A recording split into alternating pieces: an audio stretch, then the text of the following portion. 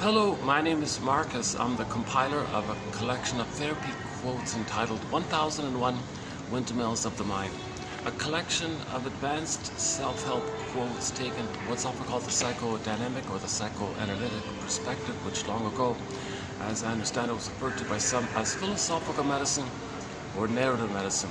For the love of narrative medicine, once again to borrow a line from the singer Steve Perry, who has a song entitled For the Love of Strange Medicine off his second solo album by that title as well. And if you're seeing me blinking, it's because there's this huge awkward moment, awkward location. I got this flashing advertising sign in front of me blinking all the time. Problem is my preferred spots are kind of taken, although it's not too busy actually, so I'm going to give this spot here a try. So let me get used to this blinking neon light in front of me here. Sorry about the little hiccup here at the beginning. I have anxiety, so pretty much in every video you'll see my anxiety displayed on display with my ums and ahs and stops and starts and self-corrections and maybe getting off topic sometimes. And so anxiety, they say anxiety in general terms means you're kind of afraid of something and you don't know what it is, but the fear comes to you, or the language of that unknown fear comes to you via physiological responses, visceral responses, like the ums and ahs and sweating or maybe blushing or poor circulation, blood circulation, cold feet, cold hands, whatever, maybe slouching. So the body kind of shows it in some kind of way. So that's the theory about anxiety, right? So like if you identify something and you know what it is and you can name it, they call it fear, right? Like it's present like that. And you can name it, you can see it, and it's realistic, and you fear, so you can run away or something. And usually you flight, right? Now the baby can't flight. The baby's afraid of his mother. He'd like to flee. He can't, he has no motor skills. He can't walk. And then what? He's kind of cornered, so to speak, but he's being perceived by the baby as someone who's not welcoming him, not meeting his needs, maybe using him for some old cunning tale on her end. And so he feels threatened by her. He now has an image that he creates in the interaction with her. And that image represents how he feels with her. Now he's dealing with a monster kind of image because he's so enraged. So the primary imitation, so the baby's so helpless and passive and so small. From the baby's perspective, from the baby's lens, the mother's got all this grand power. She's, my goodness, right? So things are wildly exaggerated in his imagination like that. So he thinks he's dealing with some kind of very frightening entity. The mother's just making a little mistake, but on the baby's end, she's a monster that wants to eat him. No, the image of eating is the baby wants to incorporate safely, not just the food, but the loving interaction, the memories of having been seen and soothed and accepted, and her presence and her loving recognition. He wants to kind of take in, so to speak, incorporate like oral, something like that. So the baby's kind of like in a receiving kind of taking in kind of mode, where he's going to lay down memories by the interaction with the mother. But if he's enraged during that oral time, then he creates an image that reflects his needs and traits. So that image he makes by the interaction with the frustrating mother as being a devouring monster that wants to gobble him, or the boar queen, or the cyclops, or the witch won't eat me, or a sea monster, or an alien, or a guy with the horns, so on and so forth. There's thousands of ways, infinite number of ways to the baby might fantasize some kind of a picture, but that picture just reflects how he feels and all that in relation to the mother. But now he thinks he's relating to that. Like first he created that to kind of deal with the situation, so it's not real like that. But the baby's in what's called defensive mode. He's trying to manage the situation.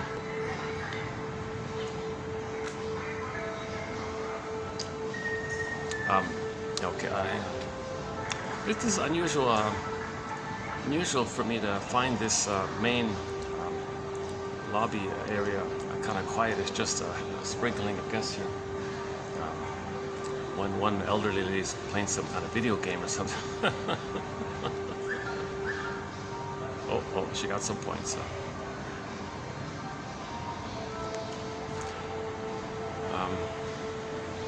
Oh, maybe that's the bubble of the message. You received the message. Maybe that's it.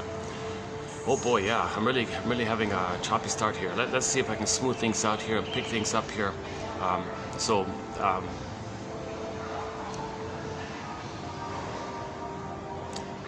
we were talking about the stress response, right? So the baby would like to flee if the mother's not meeting his needs, mother's using him, mother's, has unfinished business from her past, and because of the pain the mother's in her past, what she does is she repeats and transfers her past to the present. So the present is called her presenting past, where she uses the present as a new re-edition or new edition of the past, where she does an interaction that repeats what had happened to her, hoping for a better outcome. So she may actually cast her own baby in the role of her as a baby back then, while she plays the shaming mother who shamed her back then, and then replays that thing in the present as if to say, hey baby, hi there, I'm sorry, I'm in so much pain, I can't see your needs, I can't be in a warm place for you and be present for you. I've got too much pain from my past.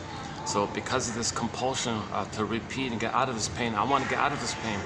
So I'm going to repeat what happened to me, hoping for a better outcome. Now the thing is, baby, I identified with the aggressor as a defense mechanism to not feel her pain. I'm going to become her like that. I made that deal like that. So I'll be shaming myself here. It's too painful to always shame myself again and again the way she shamed me. So I want to distract myself. I will be doing that, but I want to distract myself from doing it. So I need you to stand in for me, and I want to believe that you're me, and I'll be shaming you. So as I'm shaming myself, my attention will be out like that. Okay, externalization or projected, that'll fly my attention out to make me unaware that it's in. So baby, I need to scapegoat you, so to speak, or I need to use you as a stand-in for me back then. I'm gonna want you to do my crying for me, how I cried for me, how I cried for myself back then. You do that for me. You play that role for me. You be a proxy of me, baby. And then I play the shaming mother, and then okay, action, we replay the thing. Go ahead, baby, you cry for love, that's me. I'm the mother who said, no, I shame you the way my mother shamed me. Now, insult to injury, baby. The truth is, because of the fusion, I see you as my unloved self and the aggressive mother. So, and I'm the unloved self, the aggressive mother now. So, as I play the aggressive mother and see you as my unloved self, and I shame you the way my mother shamed me, at the same time, hocus pocus, auto-hypnosis, double think, double focus, flip-flop, shape-shifting, morphing, and all this. As I'm shaming you, baby, I'm going to be thinking that you're the mother who's shaming me, and I now going to play myself being angry at you, my mother. You're going to stand in front of my mother now. So first, baby, you're going to play me, then you're going to flip-flop, you're going to be my mother. So as you're playing me, I'm going to shame you the way my mother shamed me. And simultaneously, okay, I'm going to see you as the mother hurting me, and I'm going to continue my anger at my mother. So, sorry, baby, I can't meet your needs. Oh, cunning tale. The mother's she's impaired. She's in a lot of pain like this. Now, the poor baby can't say, mother, hold the phone here. Stop the presses. Oh, my God, here. I'm neither you nor your mother back then. I'm your baby who needs your love now. Yeah, well, I recognize materially that you're my baby in the present, but emotionally, I'm just this compulsion to get out of the pain that I'm in. That's my priority kind of thing, baby. I don't have that place to love you in the present. Because of the immense pain that I felt when my mother hurt me, that's all I have. I'm frozen with this silent scream pain. I'm screaming, baby. I'm in immense terrorized pain like this. How can I relax and love you if I'm screaming? Think about the silent scream painting. Edward Bunch painting. Imagine a baby version of that. I feel like that inwardly like this. So how can I relax and love you if I'm screaming like this? So I got to get out of this scream painting. So baby, you play me, I shame you. You do my screaming for me. So I replay what happened to me, and the baby might say, "Well, does it work, mother? Does it work?" Well, I have the hope that it might. Yeah, but mother. So let's say the baby's a little genius. So, but mother, but mother, you know that the present isn't the past. Yeah, I know that materially I can't help it. Why can't I help it? Well, mother, I think maybe what's going on is when you were traumatized as a baby, that the memory of that trauma took place in your limbic system, which doesn't know time.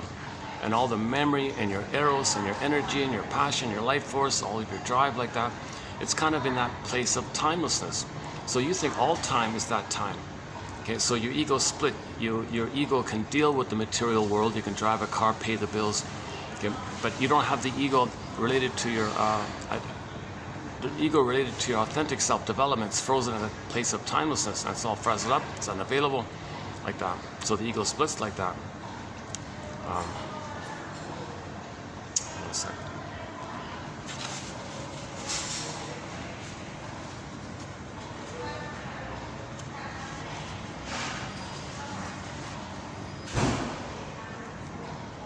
Try not to get people on the camera. It's going to happen on occasion.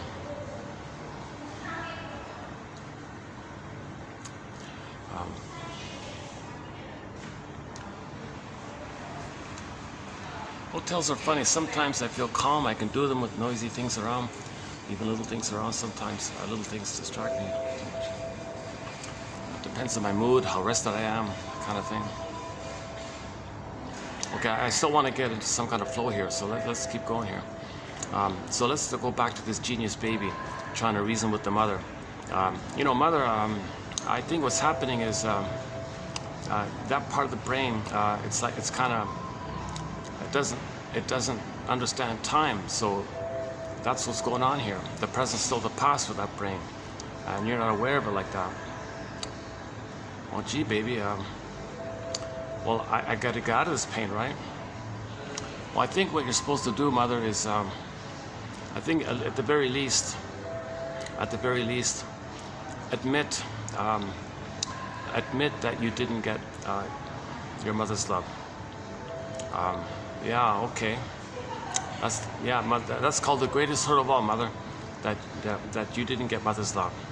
Okay, she didn't love you. She was impaired herself, and she used you in her drama, and she shamed you the way she had been shamed, and she thought after she shamed you that you were her mother, hurting her, and then she was angry at you after she shamed you, and you didn't get your needs met. And due to that immense pain, what you did was you identified with her. You became just like her, you think like her, you mimic her, and your unloved, shamed self you put onto me. You see, now I'm playing you back then. And, oh, this is a little distracting here, yeah.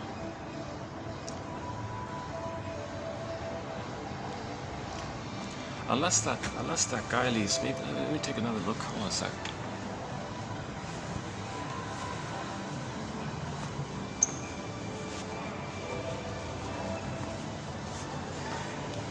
Oh, he did leave. Yeah, let's go to the other spot. I feel a little more, please give me a minute to move over. Hold on a second.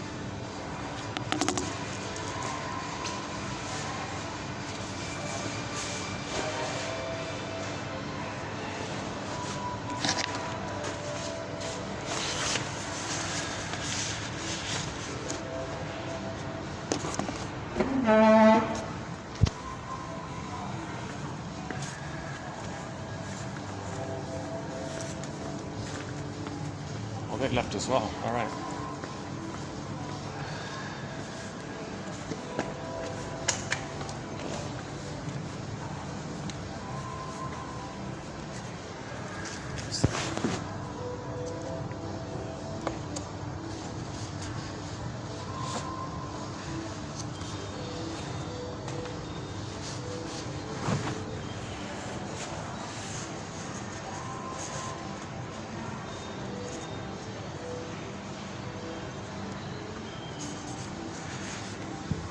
There's a, I think there's a light switch here, isn't there? No? Oh, there it is. Yeah, there it is.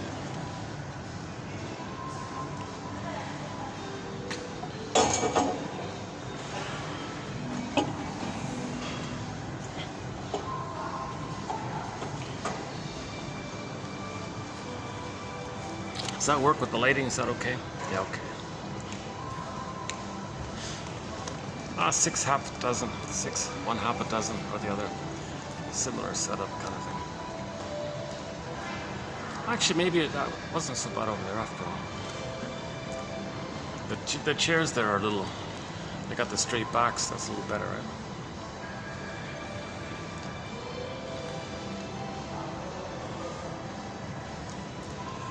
How's the lighting's not so great here. Can I get better lighting somewhere? Oh, what about like this? Okay, this lighting's better here, right? Okay, let's try this for a bit.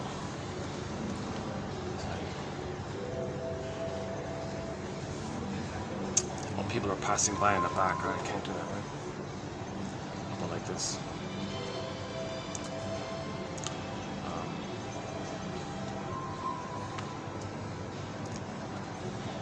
Is that the right angle? Okay, let's just try this then. Sorry, give me another second. Hold on.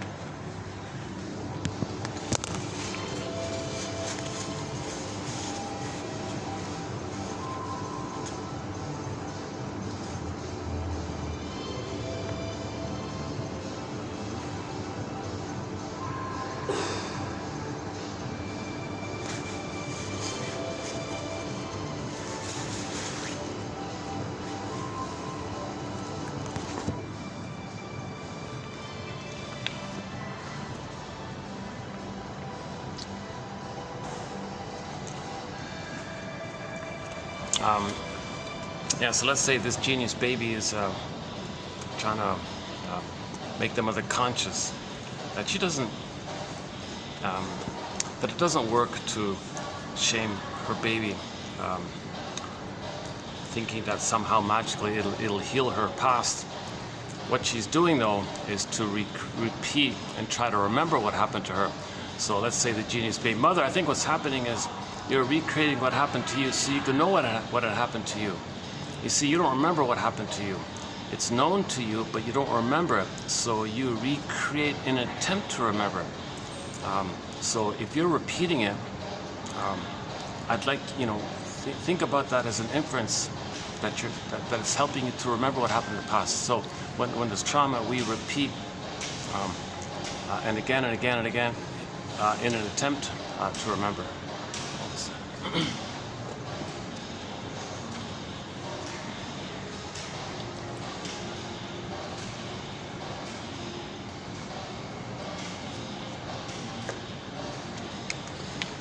Boy, I've been going through a bit of a rocky stretch the past couple of videos, feeling settled in anywhere.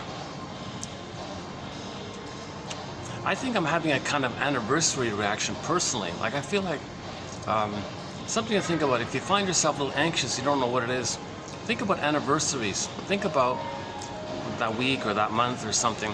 Like in your past, was there a loss or something happened, or were you worried about something?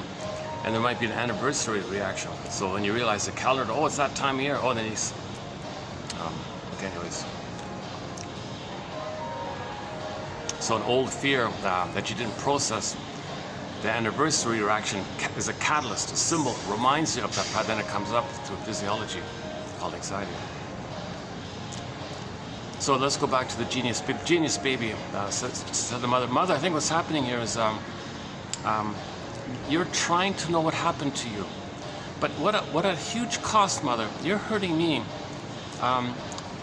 so that you can know that your mother hurt you. Geez, do you really think it's necessary? Maybe you can just pause here and maybe catch yourself and say to yourself, hey, wait a minute, am I about to hurt my baby? Does that mean I learned it from my mother and she hurt me and I became her? Oh my God, I don't want to hurt my, and then, yeah, mother, that'd be great. Could you please do that? Could you please catch yourself and then and heal this intergenerational trauma? Because mother, what's going to happen is if you shame me the way you were shamed, and then you think I'm your mother who hurt you and you're angry at me, then I'm going to be compelled to do what you did. I'm going to become like you. I'm going to mimic you because I have a need to connect with you. And if you hurt me so much like this, that's what happens. It's called a traumatic attachment, a trauma bond. I'm going to become like you. And Jesus, so we don't need to transmit this intergenerational trauma like that. So mother, that'd be great if you can catch yourself on the act and pause kind of thing and realize that what you're doing is from the past. Develop your adult mind, build your adult mind, okay? Just be reasonable like that, and just try your best to appreciate that I'm your baby and you're the mother who needs love. I'm not you back then, I'm not your mother back then, I'm your baby and you're my mother. You be the mother, you be the adult mother for me, the little baby. Maybe you can try like that. I would really appreciate it, mother. Okay, baby, fair enough, I think you're making sense here. I'll give it a try. Much appreciated. So my favorite quote in this area is that the lady was about to have a baby. So she didn't want to pass it on to her kids, so she went to the Shrinker Man. Okay, played the song Shrinker Man by Katie Lee. Shrinker Man, wise me up if you can, and so on. So we have 4 songs by the singer Katie Lee on her soundtrack. Shrinker Man, Properly Loved, Repressed Hostility Blues, and her big hit called It Must Be Something Psychological, off her album entitled Songs of Couch and Consultation. Excellent, very good album. All those songs are on that one album. She did do a follow-up album of parody songs of psychotherapy called Life is a Bed of Neurosis instead of Roses. Didn't do too well, but the first album was good, and she made money off that hit song, It Must Be Something Psychological. They used it in a big commercial.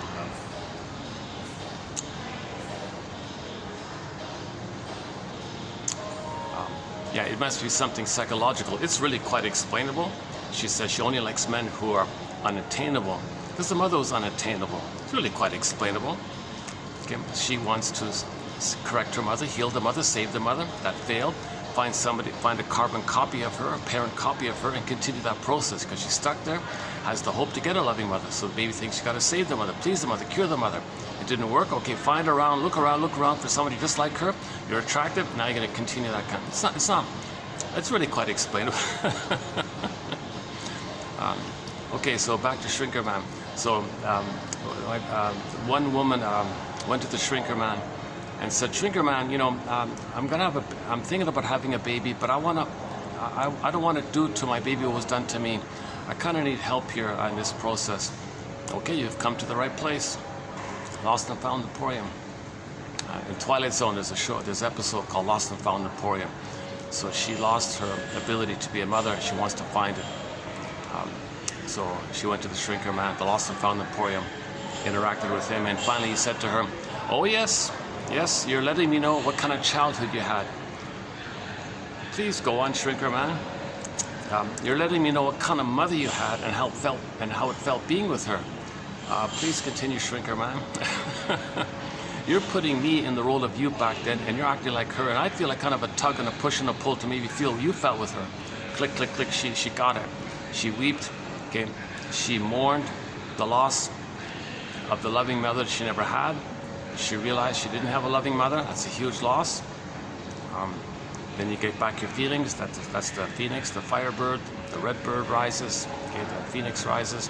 Emotional knowing, catharsis, purification, apprehension. You're getting back your feelings. Woodman calls it the spirit's going to come in your body now, called conscious femininity. The fairy tale is called Maiden King, where you're feminine is going to be the king, the leader. So interesting idea. We talked about the Maiden King fairy tale yesterday a little bit. I'll pick up on it on another day. So you want to get back that feeling body, spirit in the body, meaning you're at home within. The serene, inexhaustible fullness of being. You have your sense of being, your ontological self, your feeling self. You're at home within, like that, called the feminine principle, the feminine element, the yin, the midnight blue, Lou Graham calls it, at home within, like that. Or you got back, like if Rapunzel comes back, then you got your beingness. If Snow White comes back, you got your beingness. If Miss Core comes back up, you got your beingness. Right? And the Maiden King, the beingness morphed into a swan and flew away. So when the swan came back to the prince and comes back, you're okay like that. And so on and so forth. The golden ball comes up from the well. You get the golden ball. Why is it so hot? Why is it so hot here? I had this issue last time here. This place doesn't really keep the AC on. The other place has good AC. Yeah. Okay, sorry. Give me another second.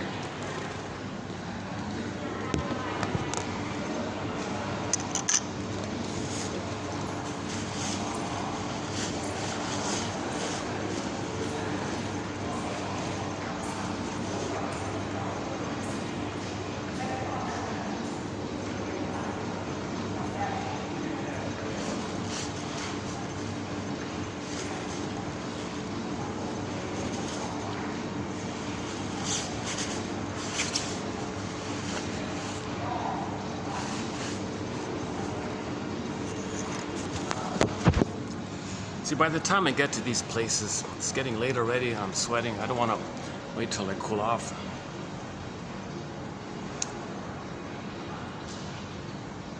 Oh, a strange thing.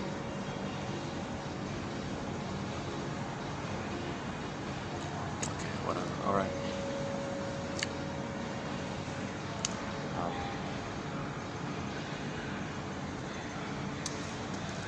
Okay, so yeah, okay. So we want to get that beingness, the sweet, inexhaustible fullness of being. So that example where she went to the shrinker man and recreated what happened to her, and he helped her to realize that that's called now knowing what you couldn't have known back then, so then you can feel what you couldn't have felt. If you can now feel what you couldn't have felt, okay, that's the release, the emotional freedom, the abreaction, the firebird. Okay, so in the fairy tale Maiden King, when you resolve oppositional thinking or adversarial thinking or either or thinking, okay, and you're angry about the loss of your feelings, and you resolve the splitting, you do nair the medicine, and now you're speaking more from your body like that. Okay, now at the same time to feel your connection to your embodiment, instead of speaking from the in the Maiden King, the issue was that the guy had a little pin in his collar, and it made him kind of numb in the body like that. So he was always in his head like that. So to remove the pin, you see, he had to really feel the anger around living his life, losing Rapunzel and Snow White and the Golden Maiden, and turned into the Swan, the Maiden King. Meaning your beingness and your feelings, so you're kind of angry like that, so that kind of puts you more into your present. So he was blowing the horns, 1, 2, 3, and as he was getting more in his body, simultaneously the image was to get the aliveness of his body, because now he's connecting with his body, and now he's going to be at home with him. The image was the firebird appeared, this vibrant, alive, gold, yellow, orange flames, a beautiful, immensely vibrant bird just appeared, and he said to Ivan on the fairy tale, "Hop on the back, let's go, come on, let's go," woo, and he flew up and he rode the firebird. That's called emotional knowing. That's in Inside Out too. That's when the characters rode the orbs up to the consciousness. So that's a common transformational healing scene in myths and fairy tales, when the firebird comes and you ride the firebird up.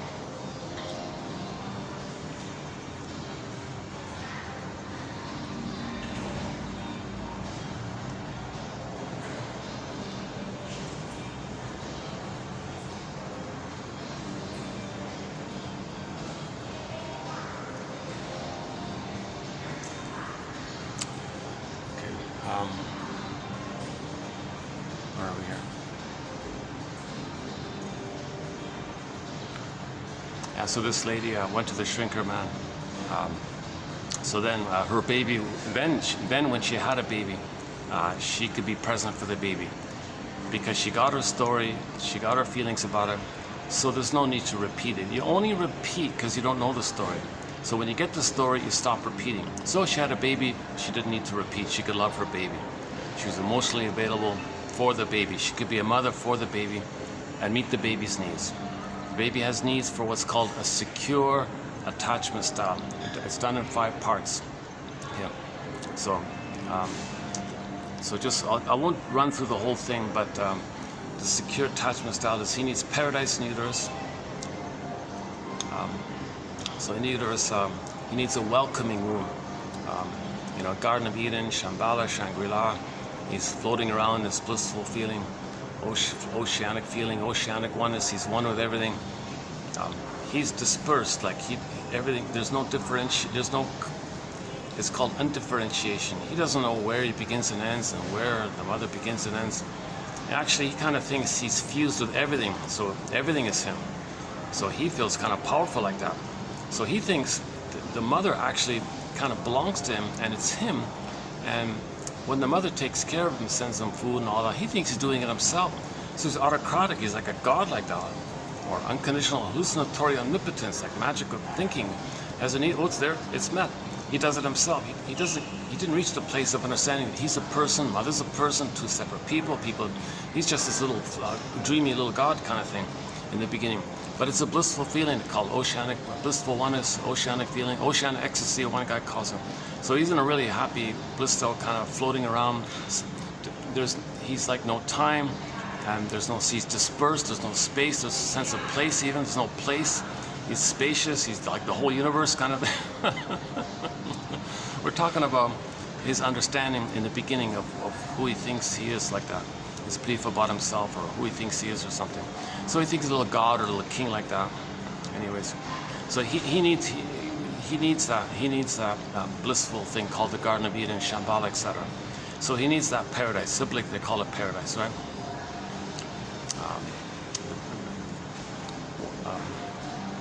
So the context is when babies need paradise, it means it more like that, right? Okay. Now if the mother is smoking or drinking or going to rock concerts and things like that, he might be scared, he might be kicking, he might twist the cord around him. If the mother's smoking, he's not getting enough oxygen down the central vein. If he's kicking the cord, he might twist the cord around him, and again, he might not get enough oxygen. He's terrified, he's scared like this. Now he's in an unwelcoming womb, a rejecting womb. And like projection, if he's enraged, what's around him is enraged. If he wants to take in, what's around him wants to take him in. So now he thinks maybe the placenta, the cord, the three veins, he thinks there's some kind of, you put it together, there's some kind of sea monster here. A body with the placenta, the cord, okay, then like the neck, and then you got the three heads like that, three-headed sea monster. And he's enraged, no, the monster's enraged. Now he's in unwelcoming womb. Okay, he's in hell. Okay, meaning he feels shame. Okay, so if his needs don't get met, he feels shame. That's a burning, biting feeling. So now he feels like he's in hell. He's not in a welcoming womb. He's fighting with a sea monster. So he only cares about survival now. You know, he may be born with PTSD from all that. Some babies are born with full-blown PTSD, where the sympathetic system is revved up too high, and they're always revved up their whole life. And they become hyper type A personalities their whole life, a little paranoid their whole life, manic their whole life. So they might be revved up with the set point of the sympathetic nervous system fixed rigidly too high like that. I gotta get used to, okay, so yeah. So now that's his understanding of the world. The uterus was not a friendly place. That's his world like that. So he may create a deep prototype, an understanding of the world based on that first experience, simple classical Pavlovian conditioning. So later on, he has the philosophy, the world's not a friendly place, the universe is not a friendly place, if the uterus was not a friendly place. So for more on this point, check out the Twilight Zone episode about that alien guy. That was just a parable. He was saying, it's code for this. The alien guy was saying, oh, let me tell you people, the universe is not friendly. Okay, that's code that he's projecting his experience in the uterus onto the universe. So this character always thought in survival like that. And yeah, there's a story about him where he was looking for flying monkeys in his survival quest and all this. And so he went to Earth. Hey, I want some flying monkeys here, but humans are they want to move towards peace and healing. Oh, I can't use you guys. Forget you. I'll find someone else. So the message was he had prenatal distress syndrome, prenatal trauma.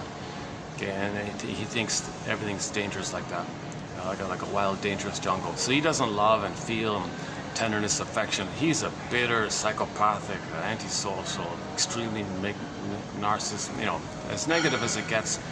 Everything he says is hostile and bitter. He's really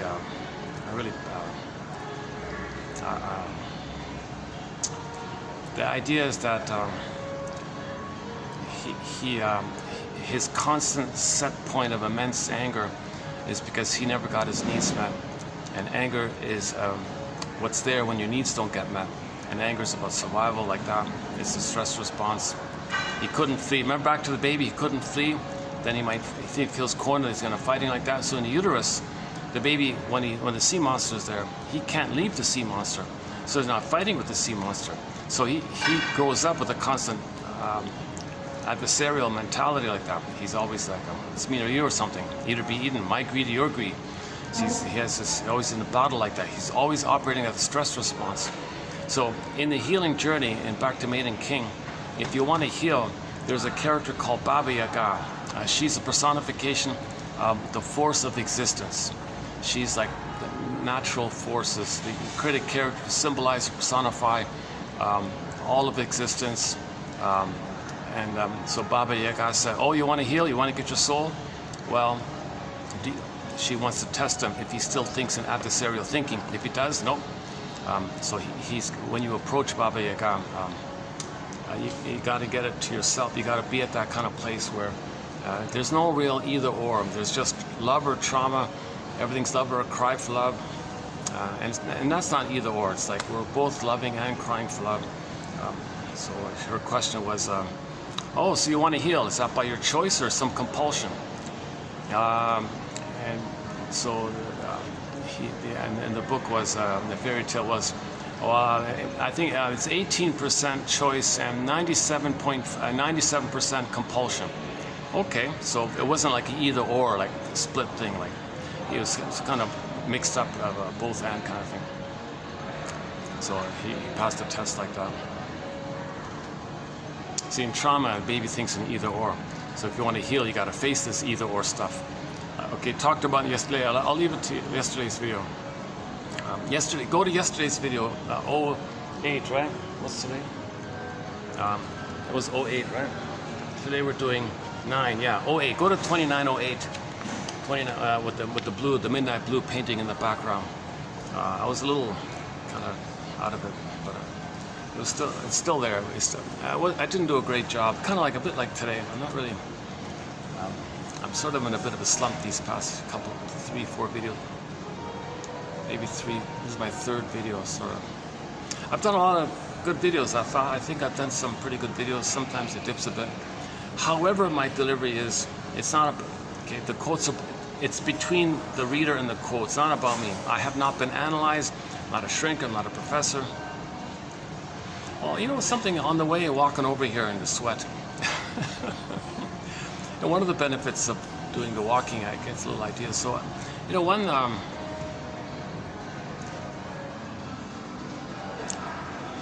I was talking about a Twilight Zone episode yesterday about,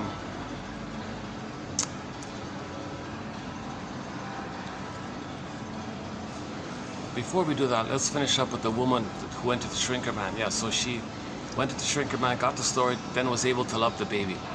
So she was able to meet the baby's needs for a secure attachment style. Let's finish up that. So so part 1 was the uterus time. He needs a welcoming womb, a paradise in the womb. He's safe, he's floating around, rhythm of safety, needs met automatically.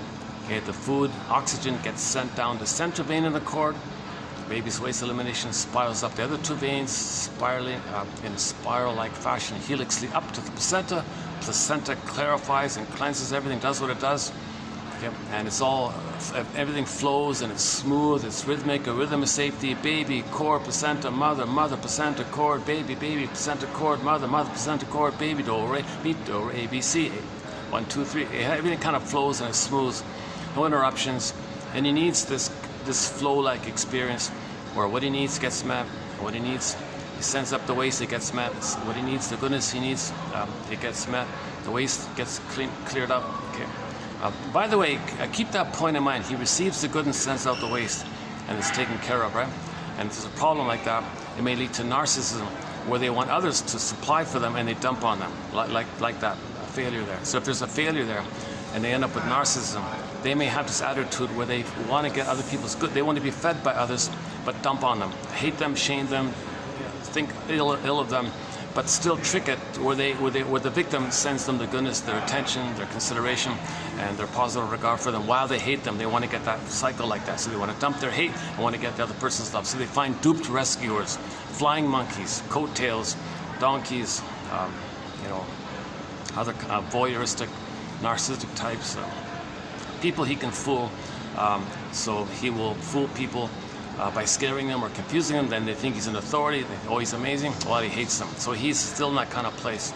So when there's a problem in trauma, you're stuck there, and you're still you're staying in that place in a timeless loop trying to get it.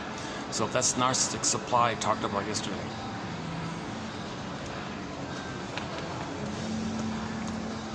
Well, let's enjoy this relatively quiet time here. Yeah, this is rare. Yeah.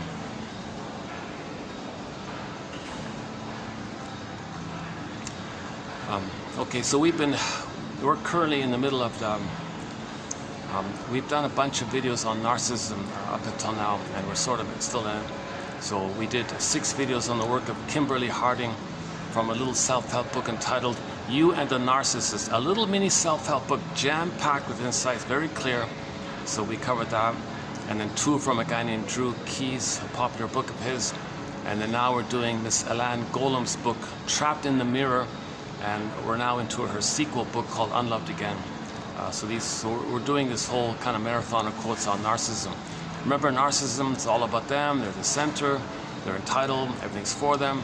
They want to be fed, but objectify others and thinkify others, and they think others they own. Okay, the psychology is the baby's one with the mother. Imagine a circle as a child's self-concept, and the mother concept is another circle that's layered perfectly on top over it. So you got like a double circle that looks like one circle, but the two circles looks like one circle, and the child thinks that one circle is him. In other words, he owns the mother. He owns the breast. Okay, so he owns the breast, and the breast is considered by the baby a thing that he owns, not a person who loves him. It's just a thing that he owns, and it's his property like that. So in narcissism, they treat others as symbolic breasts. So they didn't get that oneness with the mother. So they're frozen there. So they keep on looking for other people's attention, positive regard, dupe rescuers like that. And that's like a blip of, oh, there's mother trying to be one with him. So he wants to get attention, he wants to be the center. He finds a way to make him the center. He tricks people to admire him, or he might frighten people to look at him, or he draws attention to himself. He's got to do something to get his supply like that. And if somebody doesn't respond, well, that's his own breast not behaving. He's enraged at the breast. So he'll be enraged at others who don't give him the supply. And if he gets something good from someone else, well, it's his possession, so there's no gratitude. Plus, he didn't get enough love to be able to feel gratitude, because the psychic structure needed for gratitude is what's called differentiation. Differentiation takes place when the baby feels safe in the oneness to hatch out, where his self-concept circle hatches out of the egg of the two blurred up thing. So he needs safety for that. He didn't get the safety for it. He's still stuck there. If he's still stuck there, then everything is him. Lucy Holmes says narcissists regard everybody's symbolic breast that he owns, sucks dry and disregards like that. So his only agenda in life is to get supply mainly. So he's a master manipulator, master liar. He uses a lot of tricks, and the key thing is he always feels entitled. The baby is entitled. The baby has the right. He is entitled to get mother's love. So, but he's dysfunctional because you're going through life treating everybody's symbolic things, symbolic breasts that you're supposed to suck dry. That's dysfunctional. They're human beings. He doesn't see others as human beings. Again, he didn't get differentiation, so he doesn't see the feelings and empathy for others. So narcissists are famous for their coldness and their greed and their selfishness and envy, sarcasm, bitterness, and all that. They don't, the quote-unquote human side of being human, they hate all that stuff because they had it and it was too much pain. There's just too much pain around it, so they hate it like that. And plus, if they see it, they gotta hate it, because when they had it, they thought their mother hated it in them. They become the hater. So if they see it, they gotta hate it to have a mother. So they're really trapped in this kind of thing. And the confusing thing is they get perverse joy out of it. They get that blissful one. Remember the two are one, they get a blissful feeling. If he becomes the mother, they maintain that blissful thing. So to get the blissful thing, the little white flower called the narcissus flower, okay, he shames somebody. Okay, that's the replay and the re-experience of mother shaming him. Now, that means they're still one like that. So if he becomes the mother, they're one like that. So every time he reacts, he interacts, he gets an excited feeling. That's called Schadenfreude. So he shames others. He feels the blissful oneness with his mother. Because, okay, maybe I'll try to clarify that another time. You know, I did do an update on Inside Out 2. where we experimented with adding the potential characters that was going to be an Inside Out 2. They were going to add shame, schadenfreude, and jealousy, 3 more emotions. They were going to pair up. So you got 5 underneath and 5 on the surface, right? And they were going to add 3 to the surface. Now, wait, how's that going to work? Well, jealousy would be just a variation of envy to teach the difference between jealousy and envy. So jealousy is milder because you had it, you lost it, feel badly, you wish you could get it back. It's not your identity. Envy is about your identity. So they're similar, but they're a little different. Envy is way deeper. You need a sense of self to feel jealousy. Okay, so in envy, you can't feel jealous. See, narcissists don't feel jealous. They only feel envy. You see, bullies and things, they only feel envy because it's about their identity. And it's more intense, it's more rage like that. Jealousy, oh, you feel bad. Well, you can accept it. Your identity is not at stake. You just feel bad at the loss of something. You're embarrassed, sad, mourning, but you can deal with it. But envy, oh my God, it's your identity. So they wanted to put them as paired up, put a pairs there. So underneath would be the anger underneath to correspond. So anger was underneath, and they would have the twins of jealousy being a milder version of envy on the console. Right? And then for the interesting about the shame and schadenfreude. So if they were going to put shame and schadenfreude, and I was thinking, they showed you in Inside Out 2 the sarcasm scene. So you saw those mind workers. They were very sarcastic kind of characters, right? So that would come up for the. Oh, hang on. Sorry, ennui. Sorry, ennui. Ennui, I think was going to be paired up with shame. So the ennui, okay, that sarcastic character, right? So the mind workers are very sarcastic. So ennui was very sarcastic. Now the image related to the mind workers was the chasm, the sarcasm in the earth. The earth was like a crack in the earth. This abyss, this black void abyss, emptiness. So in shame, underneath shame is that void, that emptiness. So if they're going to put shame on the surface, I think that image of the void, the black void like that, the abyss like that, that's what's underneath the shame, the feeling of emptiness. Child has no identity. Oh my God, he's falling. If you remove the cord from the baby, he feels like he's falling in the abyss and things like that. And then, so I think they could pair up ennui and shame for the mind workers and the sarcasm image of the canyon there. And then the third one was going to be schadenfreude. Okay, that would be the flip for the joy that's in the bottle underneath, and then you'd have this perverse joy, like a negative, a sneaky kind of perverse joy that's available with a person because they cannot feel genuine joy. They get the perverse negative joy, right? So I was thinking, so for more on that, check out yesterday's video. I kind of liked, it was interesting to think about updating how that would look if they did include those extra 3 emotions, and it does sort of fit the model. So anxiety, fear, nostalgia, sadness, schadenfreude, joy, okay, envy, jealousy for the anger underneath, and then ennui and schadenfreude for the mind workers and the sarcasm image underneath. Empty, meaning the emptiness underneath.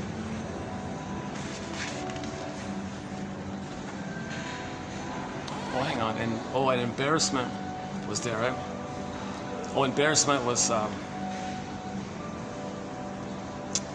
like a mini version of the shame, like a part of the shame could be the embarrassment, right? Or we could cross over.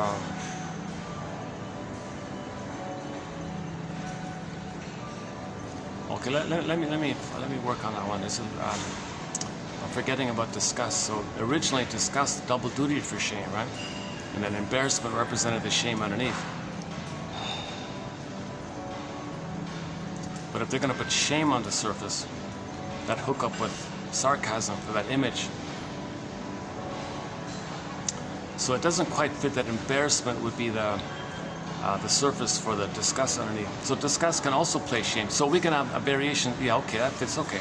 So the shame can have two parts to it, right? Your identity stuff and just the embarrassment. The milder shame would be for the embarrassment character. The deeper shame would be for the abyss, empty feeling. Yeah, that works. Okay.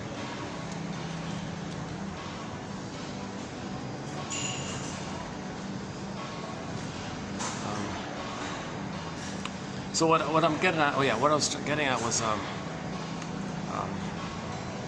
was talking about one of the Twilight Zone episodes where a guy was doing a Groundhog Day thing, where he, as a child, turned out that the father was jealous that the son came on the scene, and his wife paid all of his attention to the son. He was jealous, and the father had a secret fantasy. He wished the son weren't there.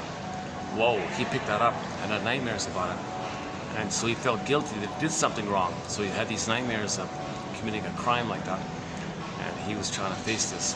And then turn the page, simultaneously, it included the phenomena where his older sister didn't want him around, because the older sister was very close to the father because there was no mother. So the sister depended on the father to protect her from the abusive mother. So if the son came on the scene, she would feel the break with the father, and she'd be exposed to the mother. So the sister didn't want him around. So this guy, this poor son, did nothing wrong, but he felt very guilty. He thought he was really guilty. So he had this courtroom nightmare thing, like a Groundhog Day nightmare. Every night he had the same nightmare, where he'd be in the courtroom, and in some versions, the district attorney was the father, you're guilty. Next time, the judge was his father, you're guilty. You know, and the next time the minister guy was his father, you're guilty. And in the dream, he's trying to face this. One time he said, Father, could you please tell me what it is I did in your eyes that I did wrong to you that made me feel so guilty? I don't know what I did wrong. I believe I'm guilty of something, but I haven't a clue what it is. So he was trying to face this issue like that. And after that discussion, last night I did have a little dream in relation to that myself, where I was trying to get the truth about my childhood experience, right? So I had a dream where I was kind of doing something similar. I want the truth about something here. I thought, oh my God, that discussion prompted a dream in me, and I faced, that's something I'm trying to face as well. And then as I was walking over here, I thought, wait a minute. Now I have not done psychoanalysis. If I had the funds, this flight tonight, I'd happily do a video after every therapy session and report my findings, like what Lucy Freeman did in her book called Fight Against Fears. So she's a role model. She went to the shrink and reported in her book called Fight Against Fears, a best-selling book back in 1951. She's very open, went to the shrink and reported what the shrink told her. That's a great little thing. So here's an idea. What if everybody who's in analysis, do us all a favor and make regular videos sometime after your therapy session and report what happened. Discuss it. It'll be good for the person, and we'll learn from it.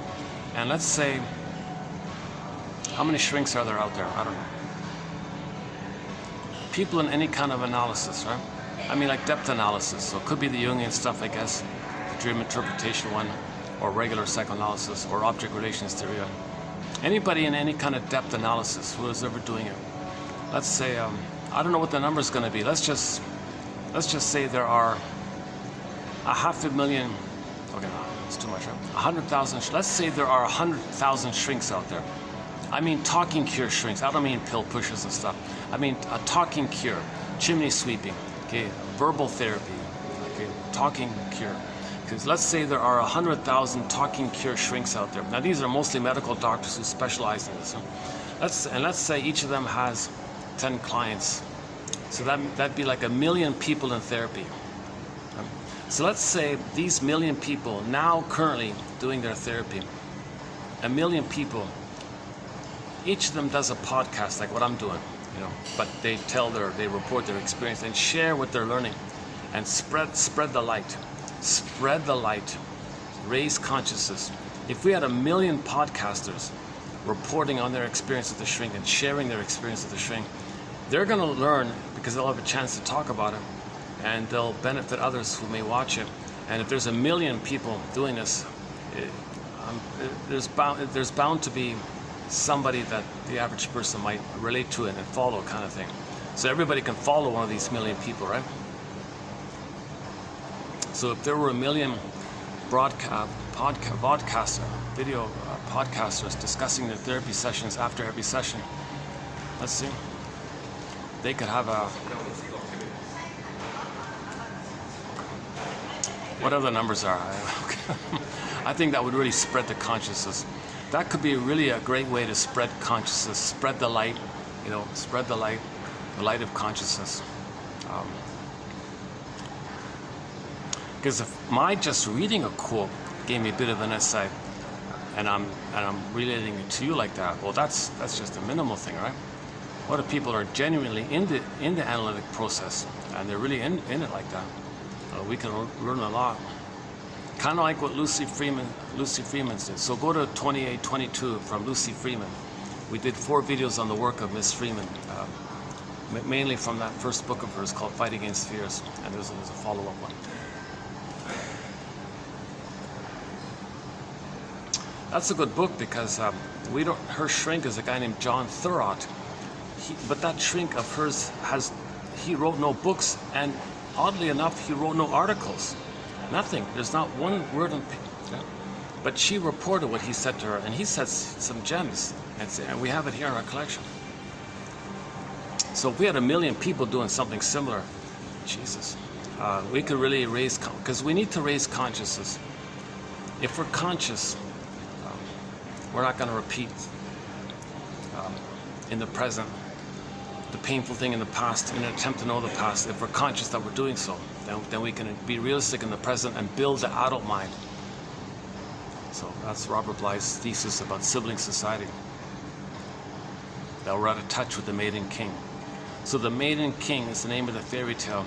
The maiden is the feminine principle, your beingness, your feelings, your inner life, your interiority, okay, your inner life like that. That's the feminine element, the feminine principle, the midnight blue, the yin, the shakti, and so on, right? And that's the king. That's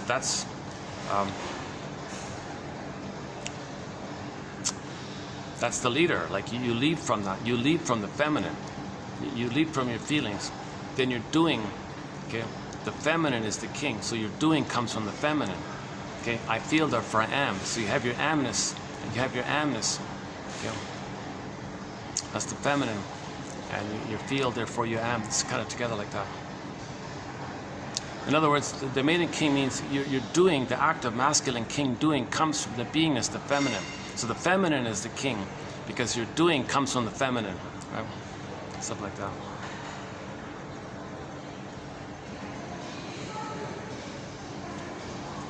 So to get to that place, we got to remove the pin. That's the metaphor that we're numb at our emotional body's numb with trauma. Okay, Baba Yaga says, come on, you got to face this either or stuff. You got to resolve adversarial thinking, oppositional thinking, either or thinking. It's not either or. Okay, you got to, we're all members of Homo Traumicus. We all love and we cry for love. It's 3-dimensionality, vertical thinking. Another one like vertical thinking, embodied thinking like that. Conscious femininity. Yeah, she also calls it conscious femininity. Merriam Woodman's has a book called Conscious Femininity, right? So you're aware of your you're aware of your beingness, you're aware of your inner life. So if you're conscious of it, you're ethical, you're moral, you have your feelings. Okay, you can cry, you can laugh, you can spontaneity and creativity, and you're not doing anything against people. You're shining your light like that. You're expressing your uniqueness, which is what Shirley Temple describes as the blue jay of happiness. The bluebird of happiness is from within. Masterson calls it meaning and pleasure, like that, and path of the heart, etc. And of course, affection and tenderness. So people can be adults, they could be elders, they're generative, they're warm, like that. And you have 3-dimensional thinking, meaning you can see the third side of the coin. Every story has 2 sides, and you can do the 2 sides and hold it like that.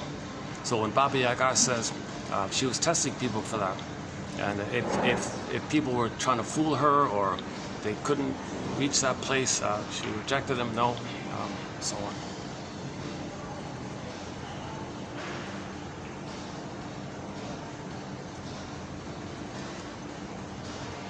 So these fairy tales, you got to think of it. It's like a dream, so there's no time in there, so things can condense. It's not like linear sort of There's overlapping, simultaneous things taking place. So the horn is your voice, and the firebird, the pin comes out, you resolved oppositional thinking. So how do you resolve oppositional thinking?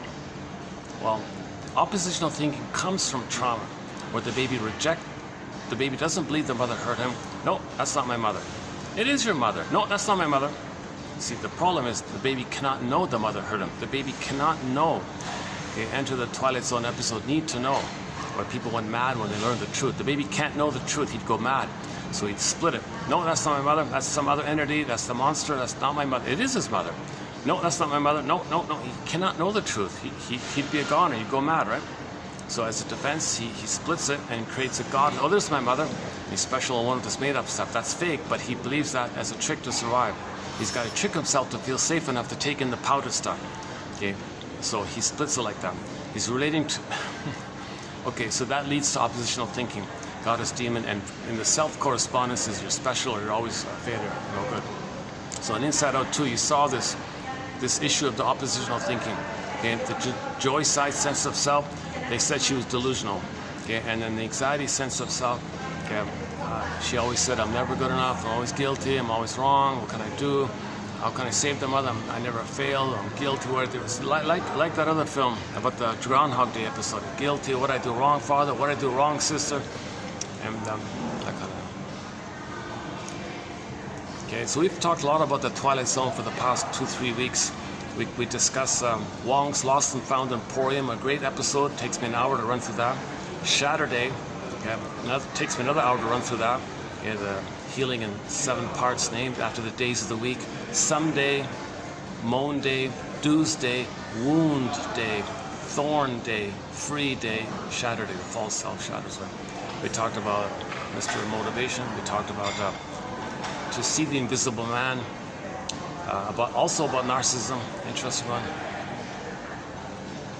It's more of a persuasion, behavioralistic approach, but so it's a little bit interesting. But you know that Wong's Lost and Found Emporium, there was a character there. It's extremely rare for a person with narcissism to believe he did something wrong, that he contributed to the problem. So one guy went to the Lost and Found Emporium and said, yes, sir, can I help you, sir? I lost development. I lost a loving mother that never existed. Should have been there. I lost so much. And because of that, I was stuck with narcissism looking for supply. So he treated his children as supply. He thought he was giving his children a gift, that they would serve him and sacrifice themselves to please him, take care of him, attend to him, make him the center, make him important, make him the star. He was always like that. Finally, the children hated him, and he was in his 70s, and he said, oh my God, could it be something that I did? That's rare. You almost never hear that from narcissism. They always think they're perfect, they're little gods. How can they do something wrong?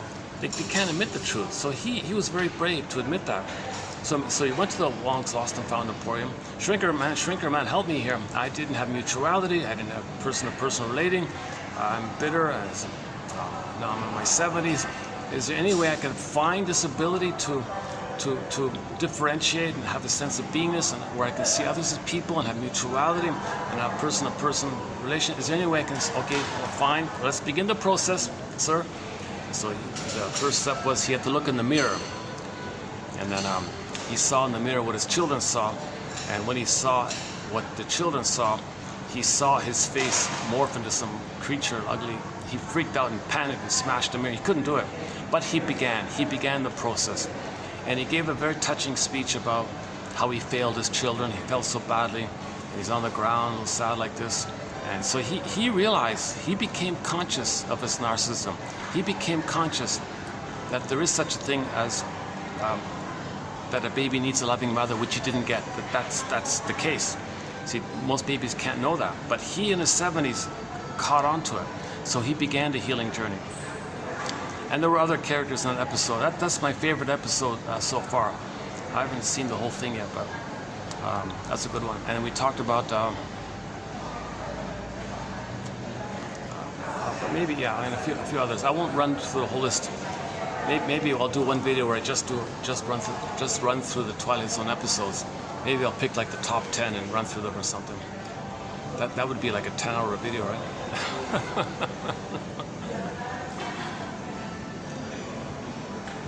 Okay, that was just one thing I wanted to add in this video. The idea that everybody in analysis, make a podcast, pick up your phone, and just talk about your therapy session. Hello, audience. I want to spread the light. I'll share what I'm going through. I'll tell you what the shrink told me, and it'll be good for me to review it, and maybe it'll be helpful to you. I don't know. So we need a million people in psychoanalysis making videos, sharing their report. So I would say they can be inspired by Lucy Freeman's book called Fight Against Fears, 1951. Easy to get in secondhand store for $1 or whatever. It's around, right? It was a big hit back then.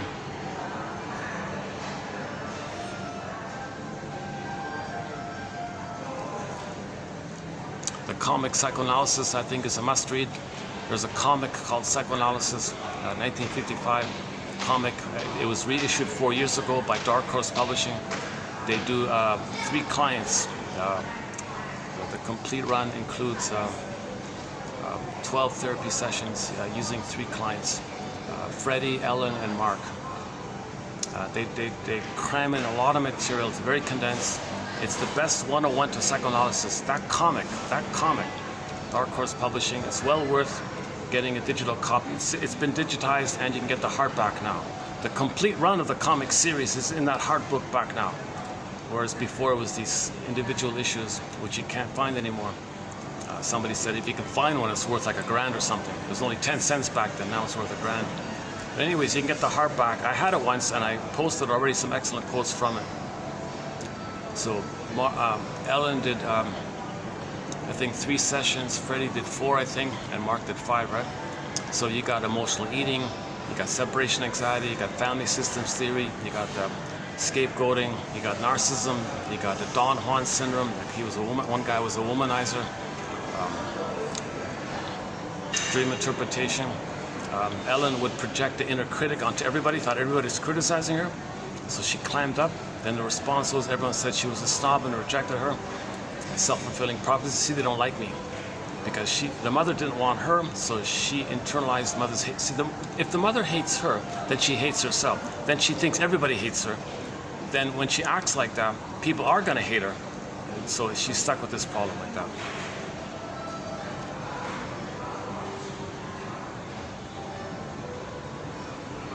Oh, it's filling up quickly here.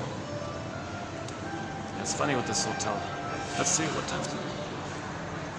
1:48. Oh yeah. Oh, look at that. Eh? I got an early start today, right? Well, that's why it was quietish here. Is that why? Oh wow, really? Only 1:48? You're kidding. This has only been an hour. Oh, my sense of time today is really whacked. Oh my God. Wow. I thought it was like 3 o'clock or something. I thought I'd spoke for 3 hours. It's only been 1 hour.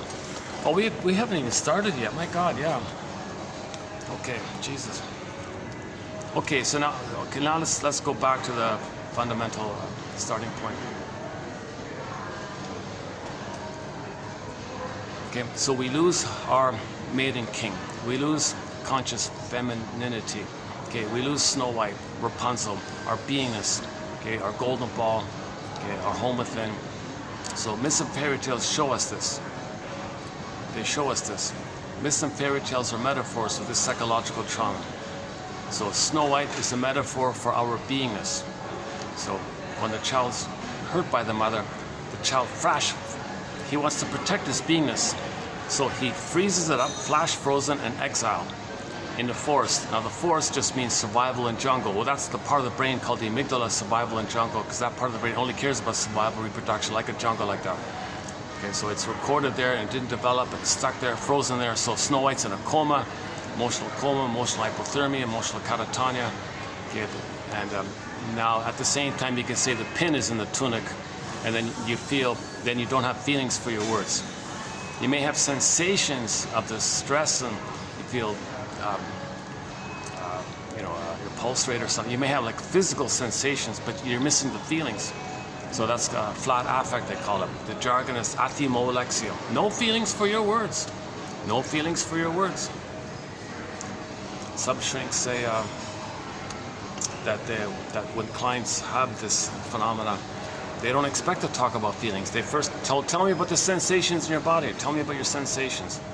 Start there kind of thing. And see if you can finally link it up to a feeling.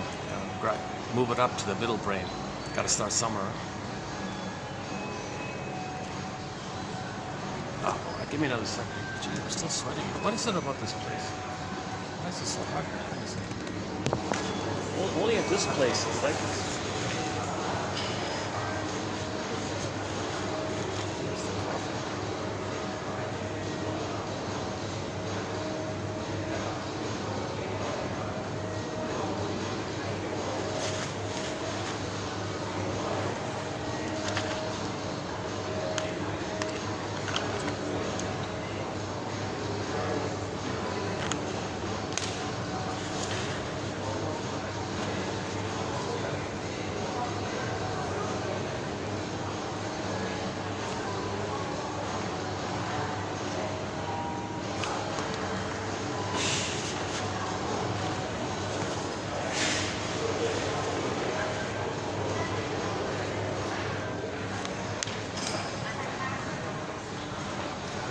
Bag here. Hold a second.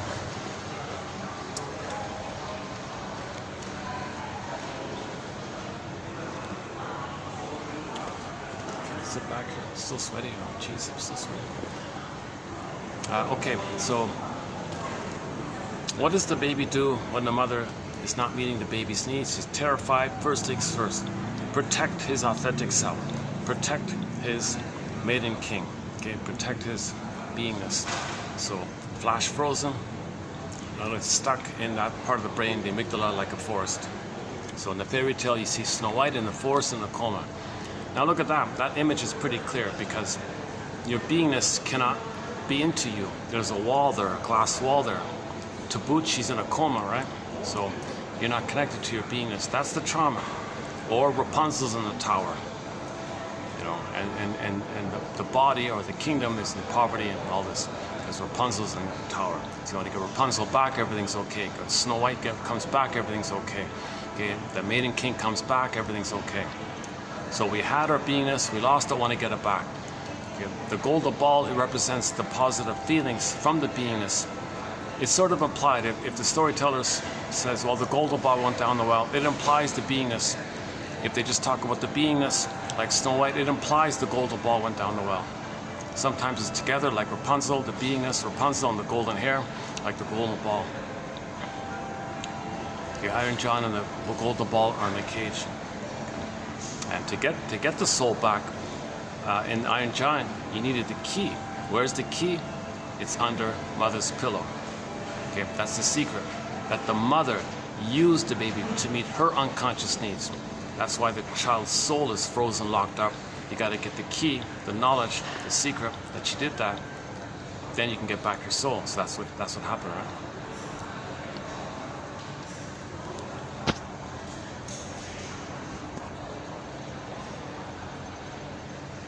Maybe it's this light. Maybe this the heat from this light up here. Is that what it is?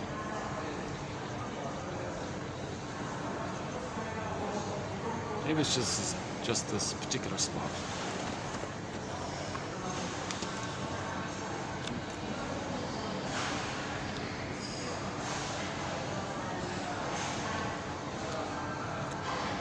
Okay, so if the trauma takes place before 18 months, okay, then he's still in narcissism, meaning he's still in the place where he didn't get that oneness needs met. Then he goes through life constantly looking for the oneness called narcissistic supply.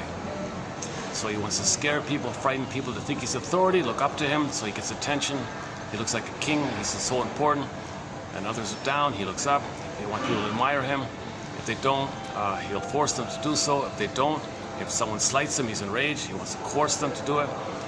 So if he doesn't get narcissistic supply, okay, that's a catalyst of him feeling that he'd have no mother back in the nursery because his emotions are frozen in that early time.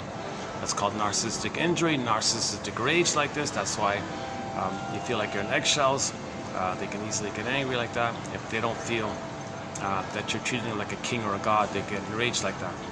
Because that baby would be a goner if you didn't get the oneness of the mother. that leads to that needs to psychological narcissism. Right? So Miss Golem calls it trapped in the mirror. So narcissist looks into the pool of water, he sees his reflection, he's trapped there like that, that's all he sees. So what he sees, the breast, that's him, he sees himself. The breast mother belongs to him, it's him, so he sees himself. So he's transfixed in this oneness phase. The breast is him. He looks outwardly, he sees himself. Well, that's like the baby looking at the breast, he sees himself, it's just all belongs to him. The breast is him, it's one like that, so trapped in the mirror. Now in normal development, he gets out of that. But in the myth, the lesson of the myth was he didn't get loved to get out of it, because his soul, his being is called Echo, was repressed, frozen in the statue. Echo turned to stone, okay, no feelings. So, and there was like a little echo of that phenomenon of when that happened. So you like heard a little echo in the distance or something. So, narcissism and echo are personifications of inner elements of a traumatized psyche belonging to a person. So a person with a traumatized mind have these elements that the oneness, he's stuck with the oneness, and his soul was frozen, disassociated in the forest, a little echo reminder of that, of its existence.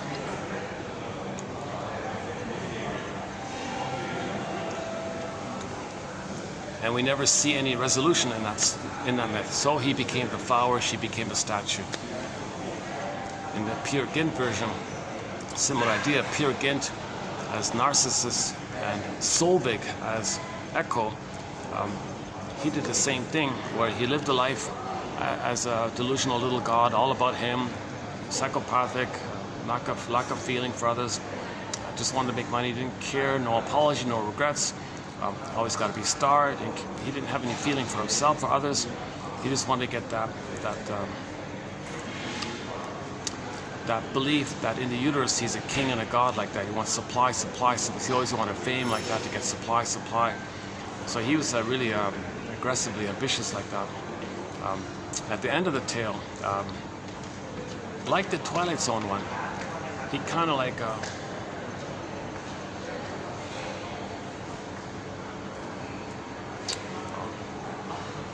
I think somebody's no, that wouldn't be a job interview. He's just a guest. The manager came down, greeted a couple. I first thought it's like a job interview kind of thing, but he's dressed. He's way underdressed for that. I don't know what it is.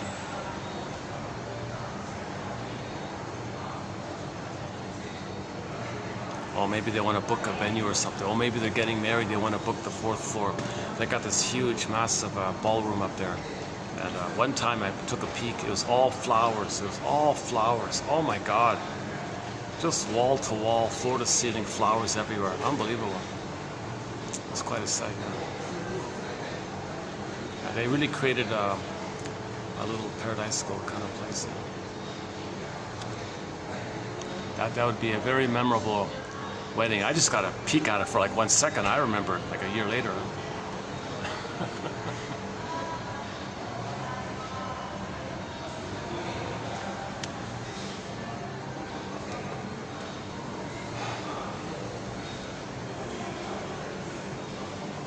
Still trying to pull off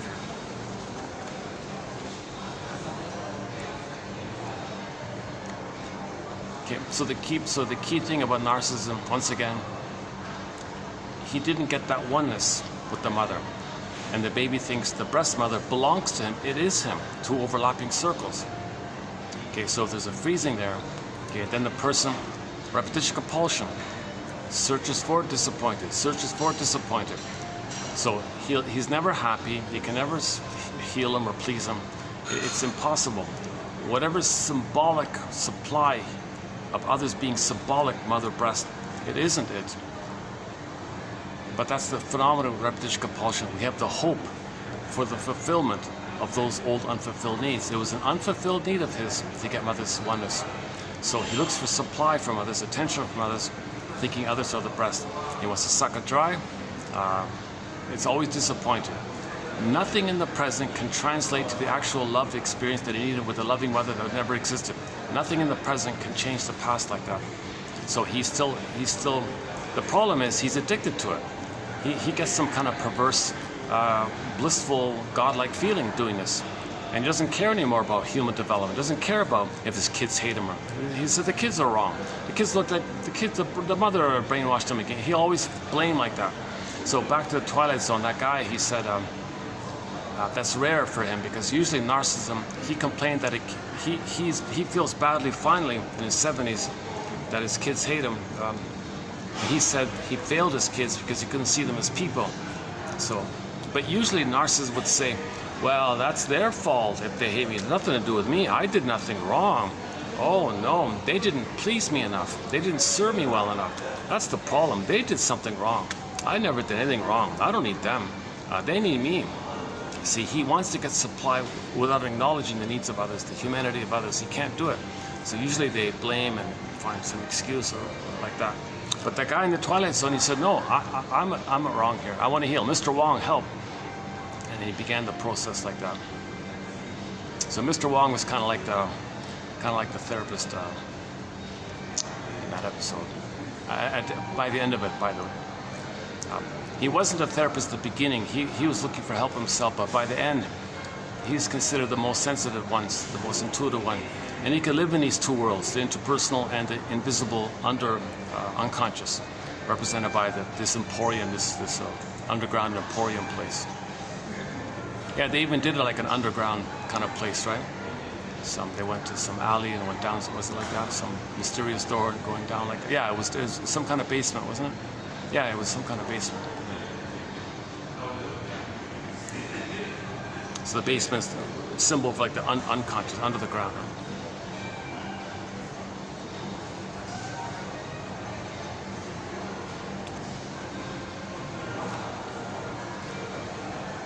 Okay, so a quick handy example from the self-help author Danu Morgan, is that right? She's got a book called "It's Not You, It's Your Mother." She gave the example of some woman tried to have a baby and all this. Didn't work out, baby didn't make it, stillbirth and all this. So in a moment of weakness, this woman, forgetting about how selfish her mother was, thought she turned to the mother anyways, thinking for some, maybe she'll have some sympathy or support from her mother. So she called her mother, "Mother, I'm really sad here. My baby didn't make it. It was a stillbirth like this." You know what the mother said? She made it all about her. She twisted it. She said, "Oh, now I don't have a grandchild." She made it about her. Whatever's going on, she makes it about her. That's a pretty good example. She completely ignored the feelings of her daughter. Why?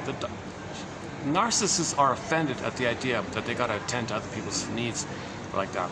Like if you say to a narcissist, that you want something from them, they're enraged because they see that they gave you the gift that you're going to serve them. You want something from them?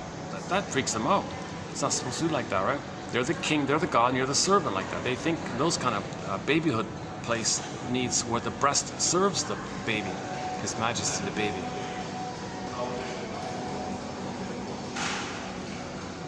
Okay, so you'll get a lot of good quotes on narcissism all throughout. Another one by Kimberling was, one way to think about it is about the solipsism, the bubble is, or trapped in the mirror was, imagine how like kids when they play with their dolls, like a little child might, assign roles to the dolls. So a girl might say, "All right, doll number 1, you play this role, and doll number 2, you play this role." So she's the center, and she assigns roles to these dolls, and she plays around like that. Okay, later on, she drops the doll stuff and enters into the real world where there's real pleasure and delight in the real world like that. Normal development. Okay. Now with narcissism, they're stuck in their little doll world. They're stuck in their own little doll world. They treat others as dolls, as things. You give them roles, do this, do this. So they want duped rescuers, they want flying monkeys and donkeys. People do things for them. So he does it by scaring and confusing people to make them think he's the authority. Where did he learn this trick? From his mother. When the narcissist was a baby, he was scared and confused by what this mother's doing. The more the baby's scared and confused by his mother, the more the baby's got to turn to the mother and reach out to her and try to save her, correct her, fix her, cure her, heal her.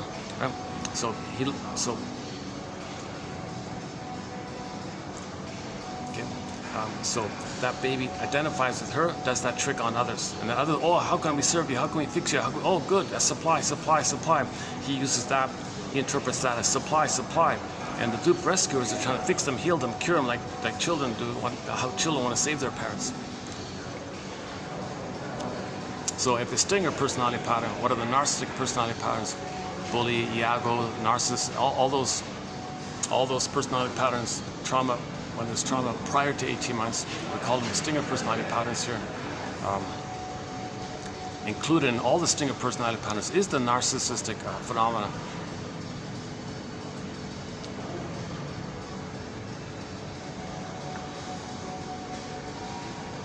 Okay, so the commonality with stinger personality patterns is they identify with the aggressor.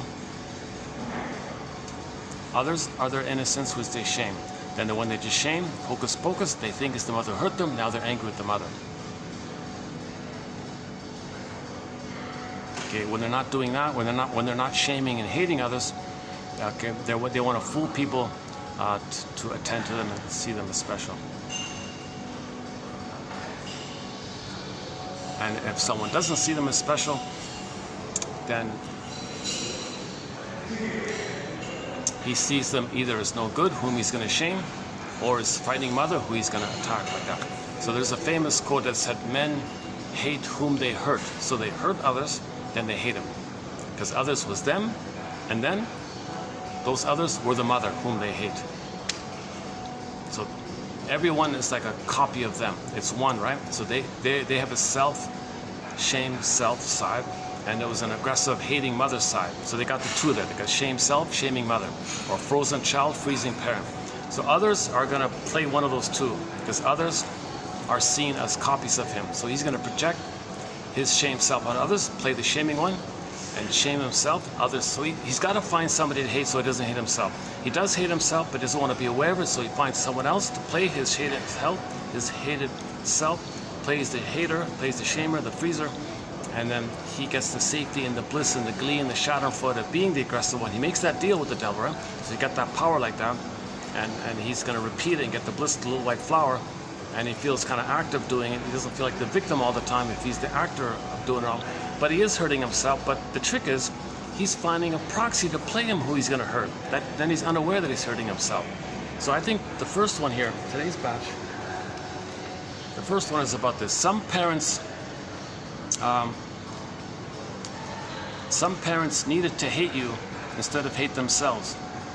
Some parents needed you to be wrong in a way that drew their hatred. So they may even see it. So the mother might have a child and say, I gotta be difficult towards you, baby, and I want you to make a mistake so I can hate you. So think about the false flag idea. So the baby did nothing wrong, but she'll make it look like the baby did something wrong so she can hate him. So this issue of the as above, so below. So all this talk about false flags, right? So at the source point is here.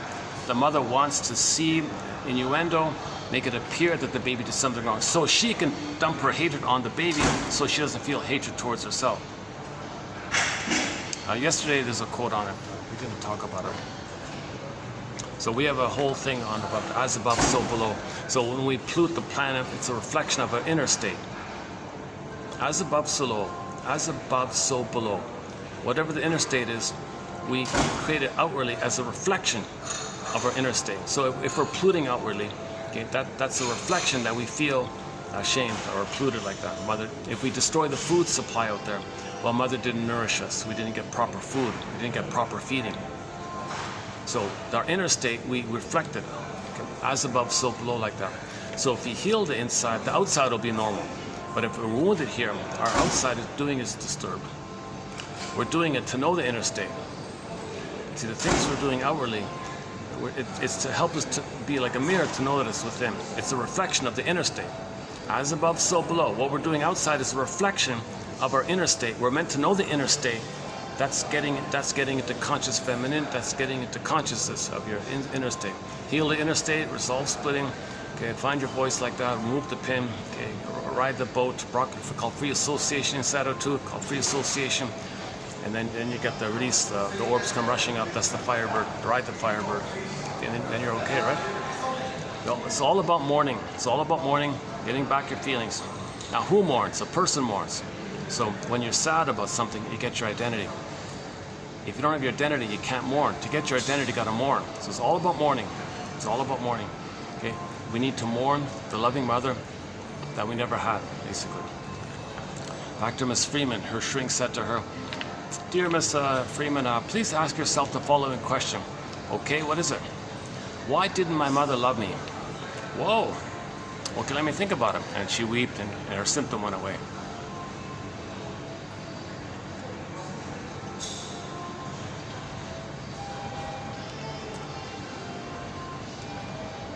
The second one here.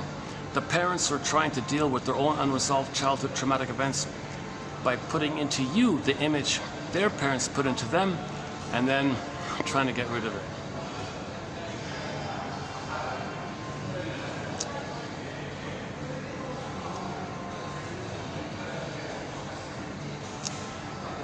They have this delusion that in scapegoating, right? She's talking about scapegoating. Your mother scapegoated, the mother scapegoated the child. He grows up. He becomes a scapegoater. He wants to see others as his scapegoated self. And then somehow not see it or something, then he thinks it's invisible in him. It's nonsense. It's nonsense. It's still there. It's still there. You can have 20 lifetimes treating others badly the way your mother treated you. It doesn't heal you. Only reflection and mourning, healing the splits, and Firebird heals. So we're looking for the Firebird. So we're looking for the Firebird, the emotional knowing. So it's all about getting to the Firebird. But to get to the Firebird, you gotta pass Baba Yaga. Yeah, that part of us that needs to admit that we temporarily made either or thinking in response to trauma. Now we want to heal it. Baba Yaga is watching this kind of thing.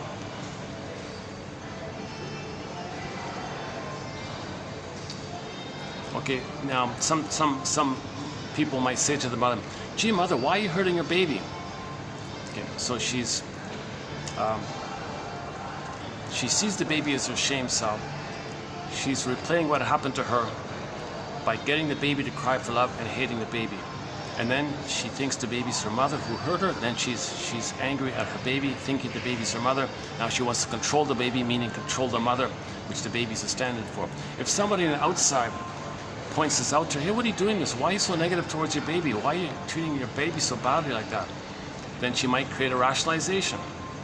She might say, "Well, you know, spare the rod, right? I don't want to spare the rod." Education. How would improve the child?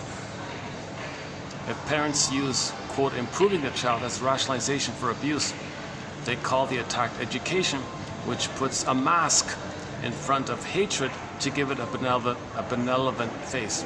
So she wants to appear reasonable. She wants to look good.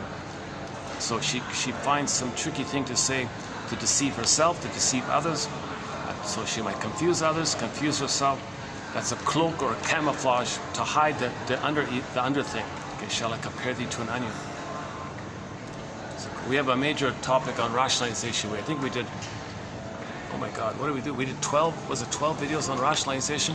I remember we did a whole bunch of good quotes on rationalization a couple of months ago. So you're not being rational. It's you want to give the appearance of being rational, to repress the pain, to repress the truth, to not let anyone know, including yourself, of your real motivations. So the mother's motivation is to dump her. She wants to expel her shame self. So she makes the child her shame self and hopes the child will, I don't know, like scapegoat, like run away like a goat, like or something like that. It's stuff like that. So look, it's unreasonable to do this. Shaming her child's not going to heal herself. Oh, okay, make an excuse. Hey, rationalization. What tricky thing can I say? What foolish, twisty little thing can I say? Oh, spare the rod. Education. You can't spoil the kid. What are you talking about? stuff like that. But she doesn't care. She's got to believe it, you know. So these false beliefs make her unaware of her true motivation, because she can't know the truth. If she were to know the truth, she'd go mad, right?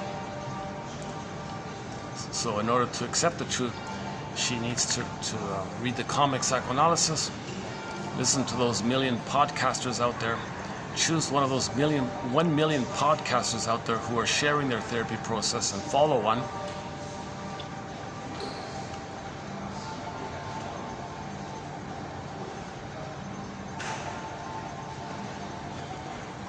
Maybe the shrink should make a requirement. Oh, so you want to do the shrink process, do you? Well, the deal is, after every session, you got to make a report as honestly as you can. It'll be good for you and it'll be good for others. Just tell the truth the best you can.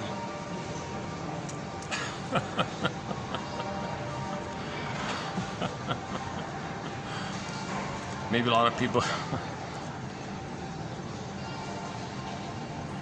So I imagine a person who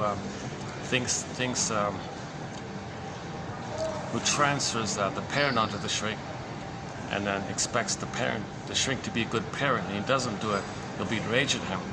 He'll make the podcast, oh, that shrink, he's a real liar. Well, the person saying it, it's for him to know that the parent was a liar. The parent failed him. The parent hurt him. So he transfers that emotion to the therapist. The therapist cannot be the parent in the past, but the client had a hope that the shrink could be the good parent of the past. So he still had that hope for that. The shrink's not the parent, right? He's trying to make you conscious, to get your story, to do mourning. That's what he's trying to do, to help you be detective. But if the client, in the meantime, before he got to that point, makes a podcast, oh, that shrinker, man, what a cold, you know what, fill in the blank, I can't believe it. I asked for a little simple thing. What was the example? He wanted to light a cigarette. You wouldn't give me the light. In the old days, he was smoking all the time. You wouldn't light my cigarette. He refused such a simple thing. Can you believe it? Well, that's a trigger that as a baby you needed love and didn't get it.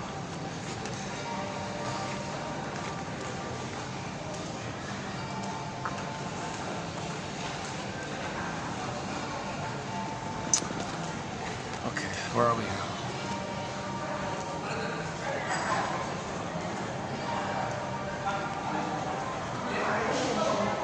Okay, rationalization.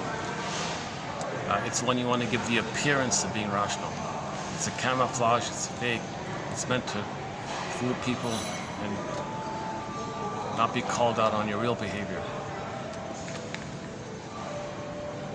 It's basically lying. You're basically lying, right? But the pain creates the lie to make you unaware that the pain creates the lie, and you believe the lie so you're unaware of the pain. A child's unconscious, well, this is very, let's just do this. A child's unconscious mind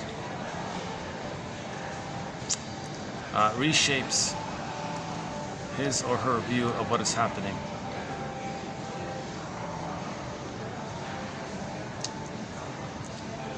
Okay, the child's mind creates a cover-up photo that is frozen in time.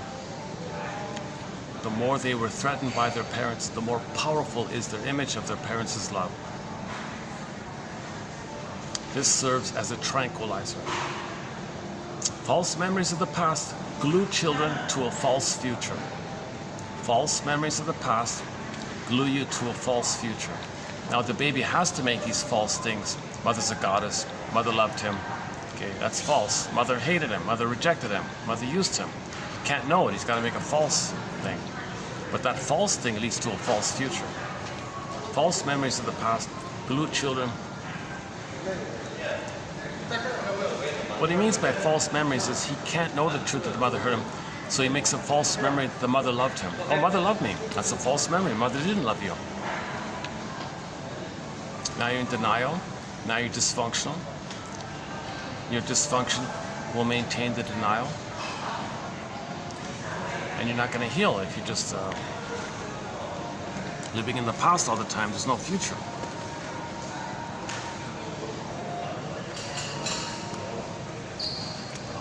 A group just sat right in front of me. Oh, jeez. Well, maybe I should leave soon. See, I don't want to use this whole little section. This is like for how many people? 1, 2, 3. This is 6 people, right? 1, 2, 3, 4, 5, 6. I don't want to take up a spot for 6 people. But that first spot, what I can do is go across the way there, over the white. There's some white chairs over there.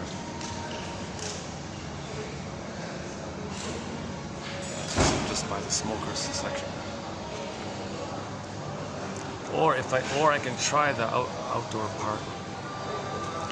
Okay, let's just wait a minute. Maybe it's still okay.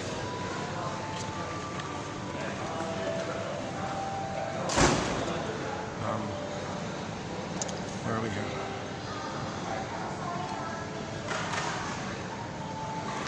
Battery's okay. Battery's okay. 220. Okay. Wow, look at that, eh? I usually start the video at this time. Wow.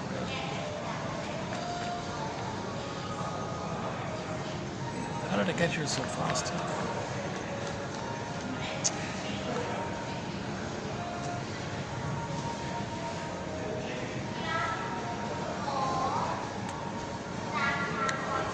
Grown children may seek the internal parent's love by following its advice, which may include acting and feeling inadequate the way their parent labeled them. Okay, so dysfunction means you thought the pain you got from the mother was their love. You want more of their love, but you only got pain, so you get more pain. So you maintain the painful interaction. You recreate the painful interaction thinking love is pain. Play Pat Benatar, Hell is for Children. That's a very good song by Pat Benatar. I played the one in France, the live one in France, on stage there. Love and pain are the same. Hell is for children. So they want more love, but wait a minute, pain is love. So they get more pain. That's dysfunction. Plus, it's the hope that they may get mother's love, but they got to get the pain to get the hope from mother. So it's dysfunctional like that. To deny that her mother crushed her soul,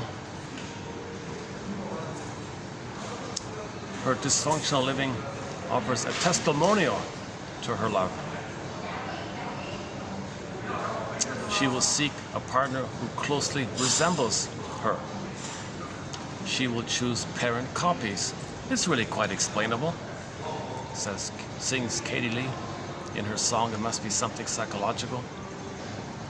They have to keep finding love with a certain kind of person to suppress the memory and experience of parental love.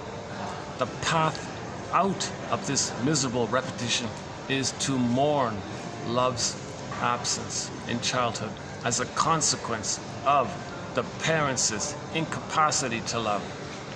They didn't have the capacity to love. The capacity to love is differentiation, but the mother didn't differentiate, so she can't love. She has an incapacity to love. The psychic structure needed to love is what's called differentiation, but the mother didn't get enough love herself to differentiate. Because she was pained by her mother, she becomes her mother. You're not yourself if you're your mother. So the mother is her mother. She can't love the baby. So she's impaired. That's what they mean by she's impaired. She gaslights the baby. The baby grows up in an invalidating environment. That's why in the midlife you want to validate your feelings and say to yourself, gee, I must have a very good reason for feeling anxious. Or I must have a very good reason for saying this or believing this or having this situation. You just validate what you're going through. Self-reparenting.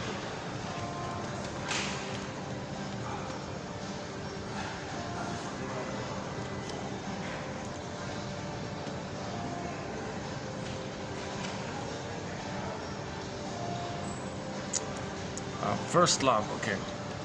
So the baby's first love with the mother, right? Okay, first love, when positive, has to do with non-defensive union and security.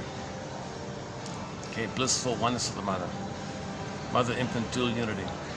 Garden of Eden, Shambhala.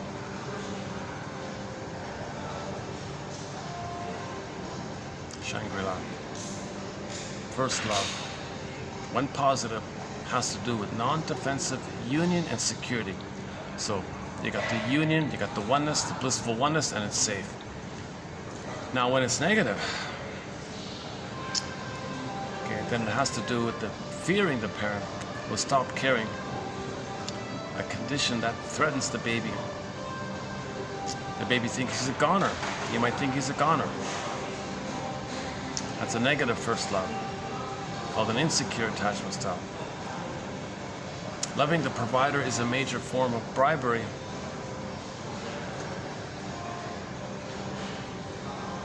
Yeah, so the baby's being hurt by the mother. He wants to bribe her. Mother, I'll do what you want. I'll pay what you want. Please don't hurt me. What do you want? How can I placate you? How can I appease you? How can I satisfy you? What do you want? What do you want? Like bribing or something. Please don't hurt me.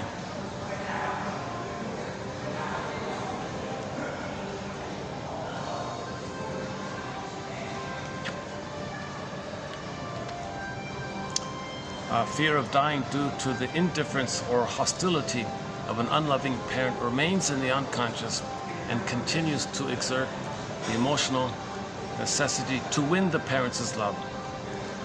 This fearful state, if not known and resolved, continues for life.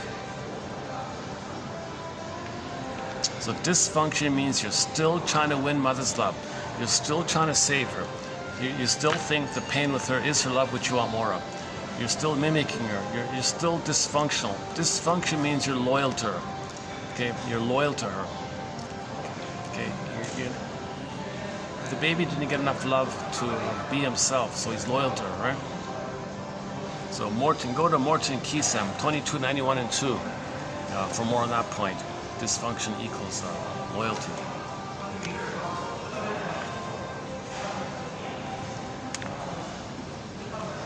So every time he's unhappy, or negative, or childlike, or rude towards others, or feels guilty all the time, he's loyal. See, mother, I'm loyal to you. I'm in the state that you put me in, and I'm frozen there. I'm loyal to you. I'm waiting for it to change. So you may imitate her, treat others the way they were treated, or find copies of her and try to save them. The rejecting, indifferent, or angry parent becomes a construct in the child's mind we call the internal freezing parent. Okay, here we go. The rejecting, indifferent, or angry parent becomes a construct in the child's mind we call the freezing internal parent. The terrified child similarly becomes a construct we call the internal frozen child. These two figures create the repetition compulsion, which later directs the adult's love life. So if you're playing the freezing parent one or the stinger one, you want to find someone who plays your shamed one.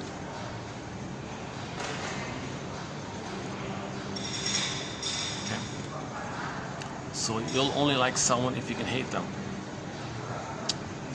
Or in the clingers, they play the frozen child one.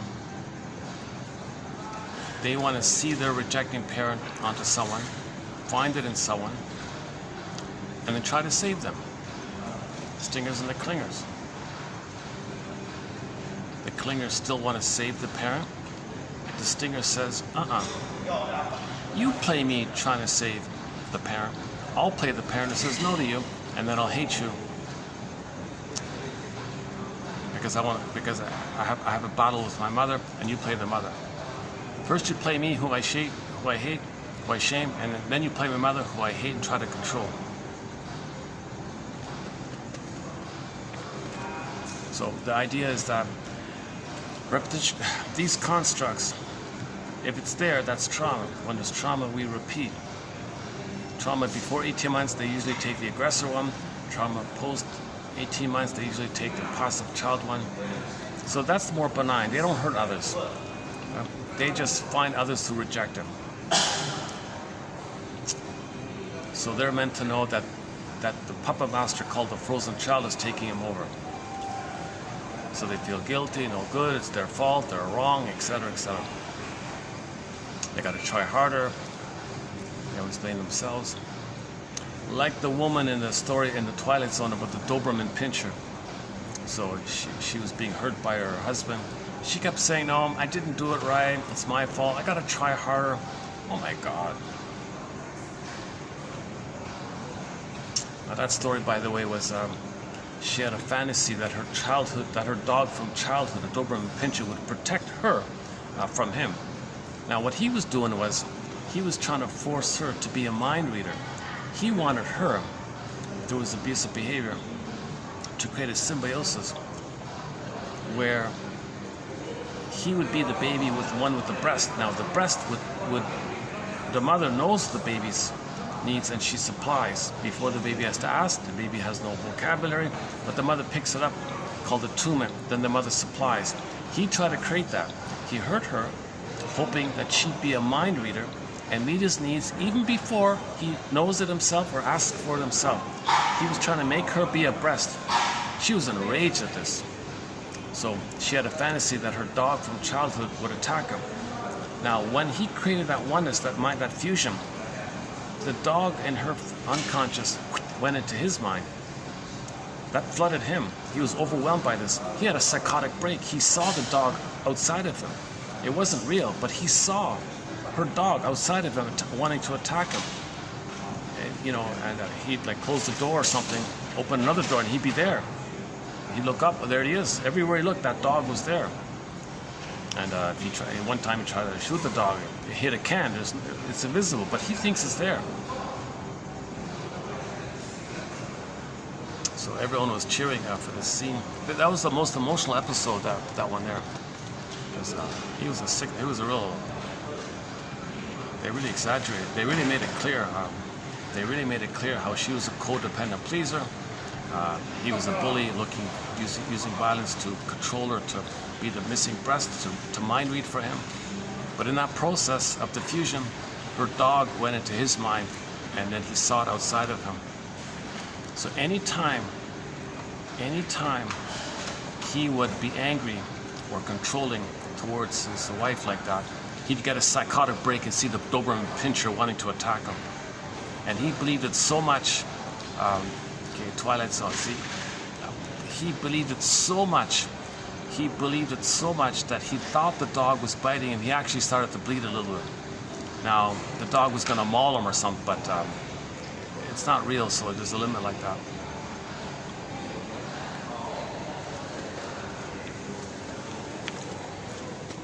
And what prompted this was she refused to leave the fellow. So the sister sent her the figurine reminding her of the Doberman. And that kind of gave her a little hope or something. So she can even be in touch with her fantasies. Because she wasn't even in touch with her fantasies that she hated him and all this. But the dog would protect her. So the dog was angry, so she's angry. The dog's protecting her. That's a good episode, yeah. So it's something the episode is entitled something with the guy was terrorizing her, right? This is about domestic abuse. This guy was a really Jesus Christ, as bad as it gets. So he was hitting her and all this stuff. So he was terrorizing her, House of Terror or something like that, or Act of Terror. I forgot what it was called. Something with the word terror is in the title of the episode, Twilight Zone. I think it's in the third reboot.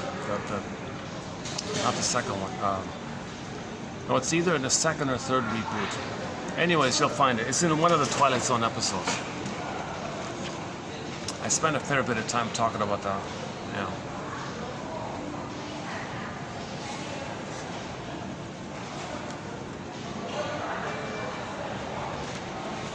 Interesting episode.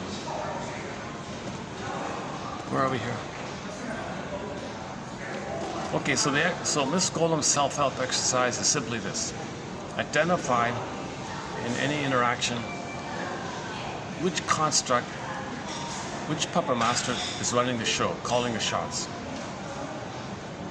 Remember, the adult mind's missing, right? The feeling, the adult mind is related to your differentiation, your beingness. That's all missing, remember? So you're operating out of the parent aggressor or the frozen child one.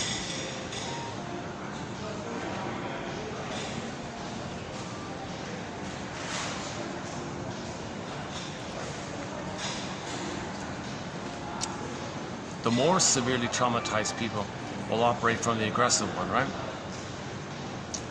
The lesser traumatized one, they'll operate from the child. Well, let me please him. How can I help him?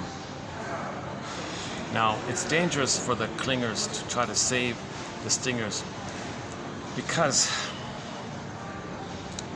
like that guy in the Doberman episode, he's going to forcefully try to make that person be abreast to mind read for him and meet his needs even before he knows his needs. So he's filled with an immense amount of hate. So if anybody's nice to him, he'll just hate him even more, kind of thing.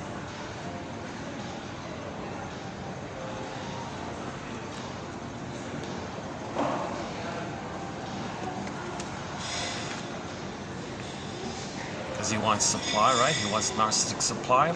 Somebody can't do it, so he's more angry like that. He's trying harder and harder to get supply. Now he's married to the lady, has a legal thing in the house like that. Nobody's watching. He feels more of a right or something to try to get the supply. So everybody was telling her, leave this character. Oh my God, what are you doing? Why are you?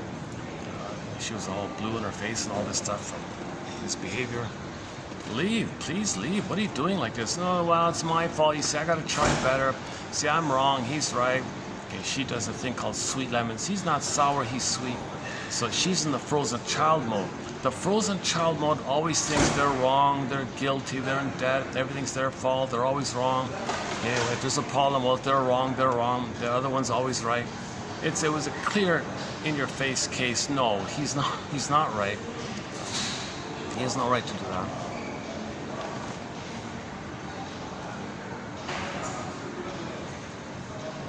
What he was doing was called narcissistic rage, which can turn into a violent kind of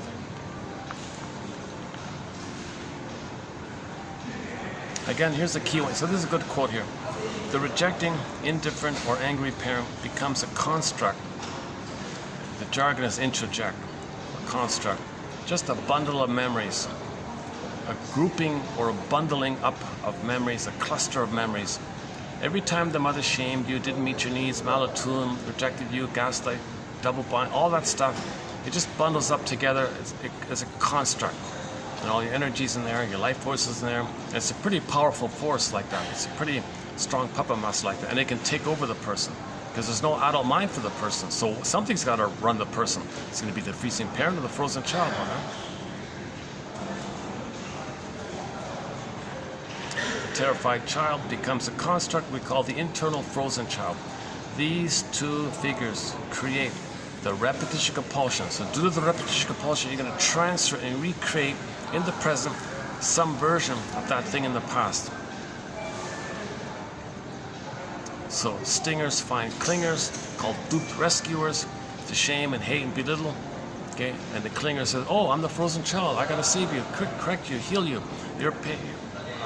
You're right, I'm wrong. Yes, I'm right, you're wrong. Yes, you're right, I'm no good, you're good. Yes, I'm good, and you're no good." Yikes, there's no mutuality there, right? There's no human-to-human mutuality there. He's playing infantile God, looking for supply. And the supply is the thing that he owns. So there's no empathy or feeling for that person. He hates the person. He wants to control the person. It's a thing. It's like the baby being enraged at the breast, right? He doesn't see the feelings of the breast, right? He thinks it's the thing that's misbehaving. He's angry. He wants to control. So in the Twilight Zone, he was doing that with his anger like that. He was violent to violently get the breast to behave. Come on.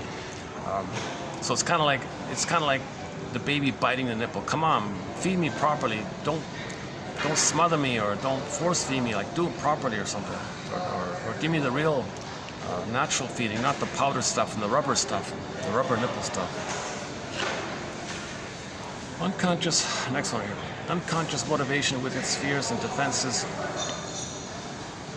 is like a tidal wave that engulfs and sweeps them along. That's the power of the unconscious, right? Iceberg metaphor, once again.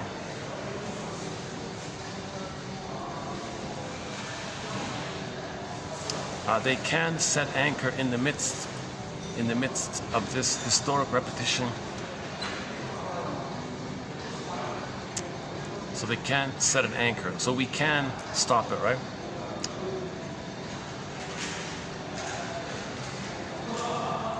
Okay, what? Okay. So we need to change. So we need to change things, and build the adult mind, basically. Okay, next one. Starting relationships with people who it turns out do not love them, and then fearing to end them, is a throwback to childhood when parental anger threatened. We need to know our fears in order to reject them. The main thing is to move out of the paralyzed state of a repetition compulsion. And so we tend to, this is the frozen child is also like the deer in the headlights one. So the mind is like the deer, his mind is flying away, but his body's in the middle of the road, frozen, but his mind is like that.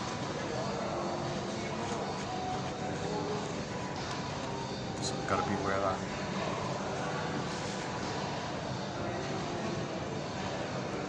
What is the payoff for being unloved and abandoned? We feel great loss even when we are the ones who leave. We have gotten rid of a person we despise, need, and love.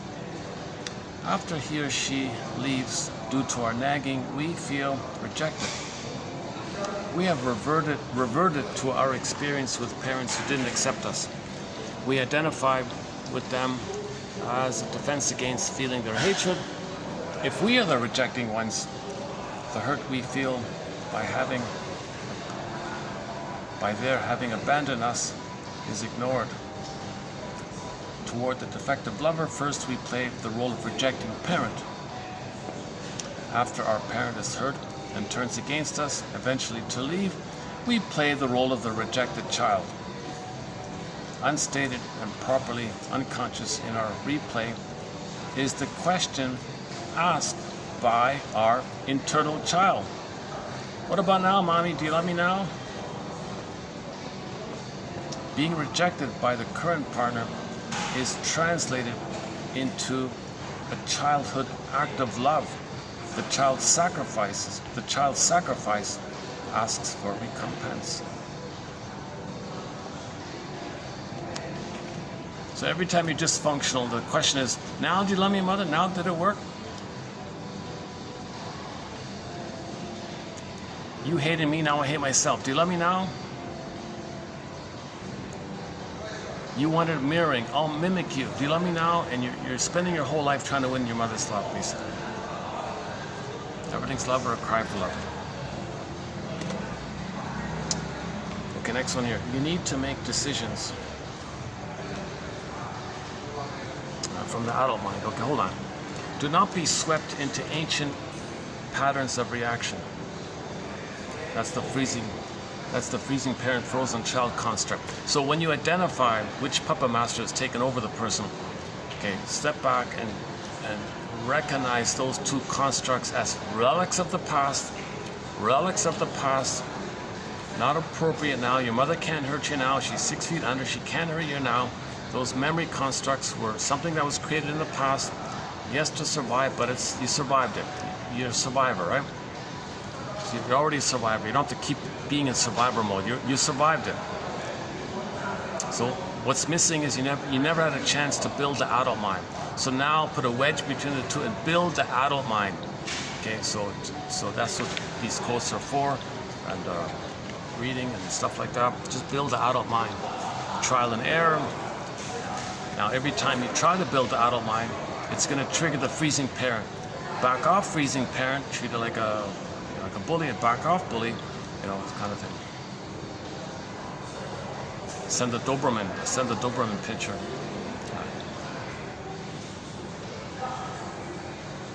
And if you're acting in the frozen child mode, okay, well that's the deer in the headlights in the childhood time. So just recognize these things. Build the adult mind. Build the adult mind. It's a simultaneous process. You do the cognitive thinking about building the adult mind, and you gotta hop on the broccoli boat, free association, find your story, make inferences, be a detective. Okay. and then you want the Firebird. So you want the Firebird as well. So you're doing so both two levels going on.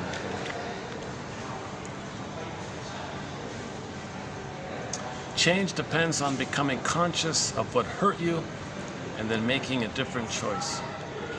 Change depends on becoming conscious of what hurt you and then making a different choice.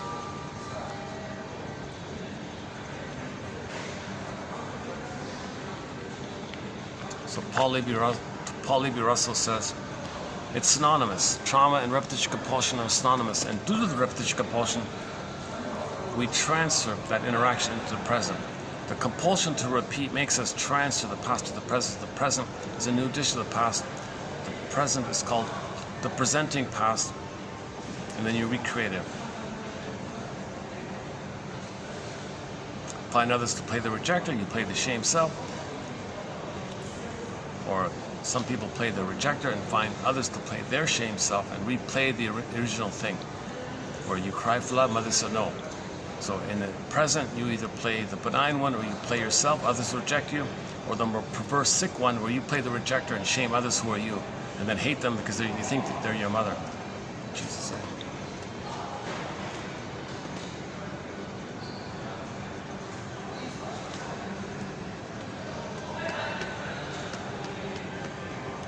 It's too bad I don't feel more refreshed and energized today. Because I got good timing here. What is it? Look at that, 2:47. Jeez. Last year I had guava juice. I could do a 10-hour video on 1 liter of guava juice. Now I drink one little coffee and I'm zonked out in 2 hours now.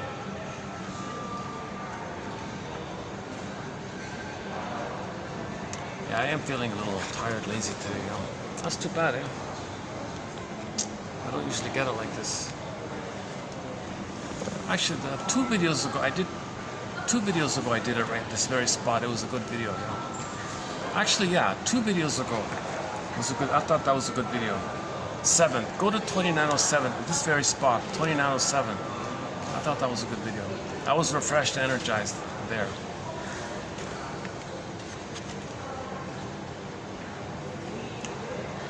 Okay, so first things first. Pick one. So your exercise, your mission, should you choose to accept it, is to pick one. Robert Bly's advice: to read psychoanalysis every day for 10 minutes, and then just do something with the quote, and that's good enough. So you pick a quote that you like, and just make any kind of notes freely that spontaneously come to you around why you chose that quote. What's the most interesting thing about the quote? Or identify a feeling around the quote. Well, what's the most, whatever that feeling was, about that quote? So the most, what the most angry quote? What's the angriest thing about this quote? Or what's the most encouraging thing about this quote? What does this quote suggest to you? What does it remind you of? I must have a very good reason for choosing this quote. There's something going on there. Just make a few notes, and that's good. Leave it alone. These are quiet awakenings, gentle awakenings. And if you notice the critical parent coming up, oh, back off. Okay.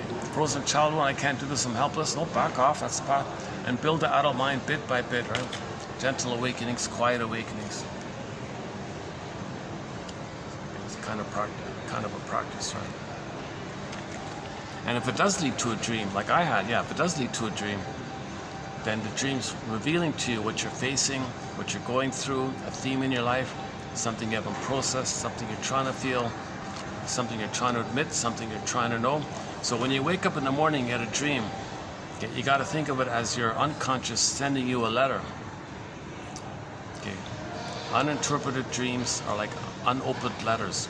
It's a letter from your soul to you. Don't you, if your soul sends you a letter, don't you want to receive it? If Rapunzel sends a letter, don't you want to receive it? If the Maiden King sends you a letter, don't you want to receive it? If Baba Yaga sends you a letter, don't you, It's like this in your soul today. So you get the letter, oh, it's like this in my soul today. And then take a dream sequence and just, like before, free associate a little bit. What does it remind you of? You'll notice a theme in your life. that you're now coming, it's closer to you, it's more sharper now, so that means you're facing it more. It's like this in your soul today.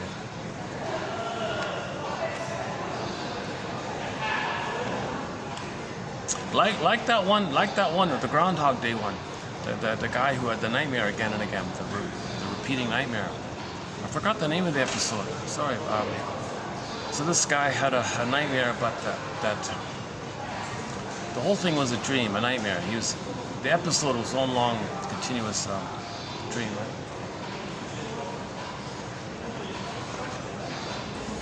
Oh no, it was back and forth. It was mostly a dream, but there were scenes when it was regular life, then it was a dream again. No, hang on, wait a minute. No, the whole thing was a dream, wasn't it? Anyways, he had a recurring nightmare, the same nightmare. But the thing about it was, he was trying to get out of it. He says, I don't want this nightmare again and again and again. How do I get out of this? So he was trying to do it himself. He was trying to face those characters in his nightmare. Hey, Father, it seems I'm guilty. It seems I did something wrong. You accuse me and you say I'm guilty. You're not telling me what it is. What did I do wrong? Come on, confess up here. What did I do wrong? Now, the father's meant to say, all right, I'm sorry. I'm sorry. You did nothing wrong. You did nothing. I was jealous that my wife spent all of her attention on you, and I was immensely jealous. You didn't do anything wrong. Really? Yeah, that's right. You did nothing wrong. Yeah, I was wrong. You did nothing wrong. If anyone's guilty, it's me, not you. And he's right if that were the case. No baby is guilty. No baby is born guilty or did anything wrong. It's nonsense. But babies think that when their mothers hurt them. To get along with them, they think that. To minimize the pain, they think that. So he was doing this working through process, this suffering through process, trying to get the story. So he started with the father. He didn't answer. And the sister, he didn't do it yet with the sister.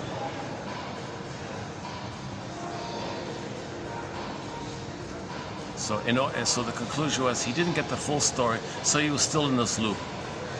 So they made it clear like that. So if there were like a part B, if there were like a part 2 of that episode, they did another one, then in part 2 he would get the full story between the father and the daughter. Then he'd be free. He wouldn't have the nightmare anymore. He's got to take himself out of the guilty box. In Riley, right? Inside Out 2, he's in the penalty box. He always was in the penalty box, guilty. He did nothing wrong. The baby is not... Miss Golem says this, take yourself out of the guilty box.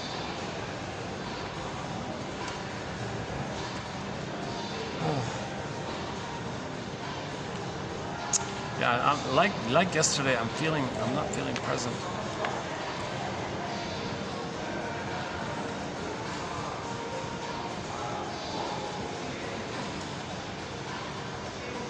You know, one thing to keep in mind is that episode, Need to Know. That episode called Need to Know was about this issue that the baby can't know it. The baby can't know it. So like in modern society, if there's something horrible going on, if we were to know it, we'd be crazy, right? So we blot it out. We don't want to know it. We pretend it's the opposite even. Like the baby pretended the opposite. It's a vote of no confidence to ourselves. Okay. It's betraying ourselves the way we were betrayed. We continue to betray ourselves. Humanity's betrayed like that. We're all betraying ourselves.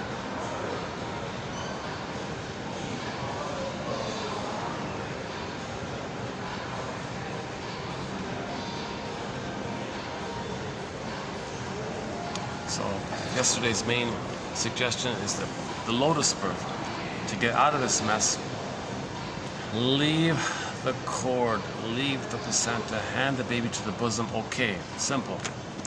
Why are people removing the cord and the placenta? That he'll freeze up the soul there.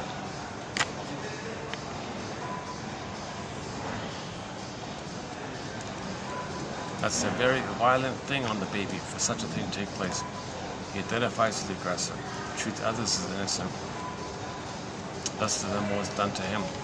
as above, so below.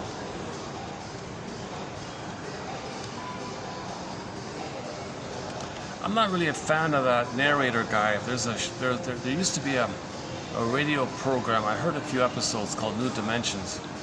The guy, the interviewer, he was clueless. He could almost never follow up with what the interviewer was saying. He always wanted to say some cute new age thing. Am I right? He always was looking for narcissistic supply. He was a terrible interviewer. But anyways, he was able to get these interviews by people, including Woodman and Bly. So he did something helpful like that. But anyways, in his little introductory blurb, he says, the outer is a reflection of the inner. He does the same thing. Heal the inner, then the outer will be good. A guy named Michael Toms. Terrible interviewer. It's funny about the self-help podcasts. They're all, I never to this day have noticed any half-decent interviewer. They don't listen. They don't listen. The point about listening in The Maiden King was Ivan had to learn how to listen. So he was morphed into a pin on the wall, forcing him to listen to the people. It wasn't like spying or eavesdropping. It wasn't like that. It was meant to put him into the place, I've got to listen. I've got to listen. Don't make it about me. Make myself small and just listen. So you had to learn how to listen. These interviewers in the self-help community podcaster things, they really don't listen. They want to interrupt, say some cutesy thing that's unrelated to make them look important. I remember, and Bly and Woodman, they would always try to do a yes and. Oh, yes and. Like they would always have to improv with him. He never got it, eh? Amazing.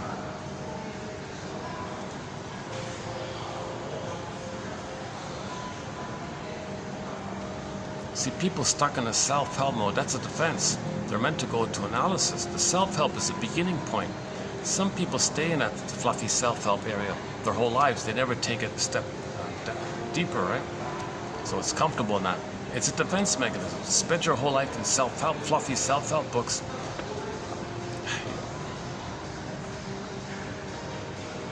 It's defense against the pain of deeper work. That guy never did the deeper work, I don't think.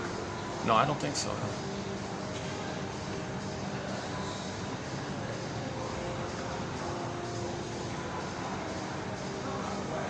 And some interviewers with a certain personality structure, you're not going to be helped by interviewing people.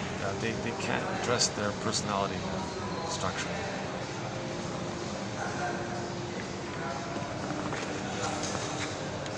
But it's called sublimation. They channeled their energies for something useful for society, even though they were terrible interviewers. Maybe if they didn't do it, maybe those interviews never would have taken place. So from the New Dimensions show, I think there's 2 by Woodman and 2 by Bly, Barbara Bly. I think there's two there. But she was good. Woodman was very good. That was late in her life. It's called, we'll type in New Dimensions Radio, Marion Woodman, you'll see it there. They're both about reclaiming the femininity, the feminine consciousness.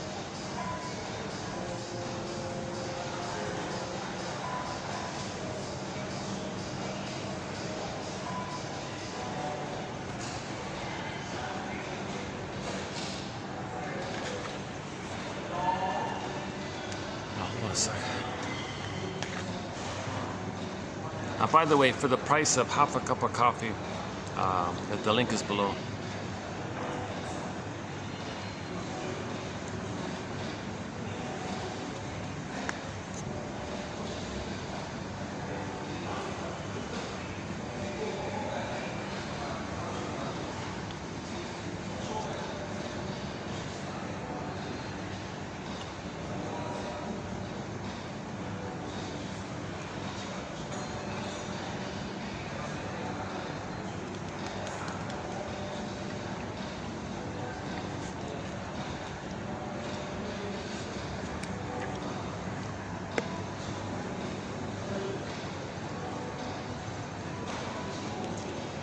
maybe what I'll do is just see if I can visit that outdoor section and finish and wrap it up there.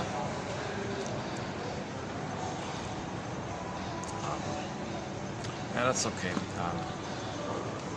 Today's video,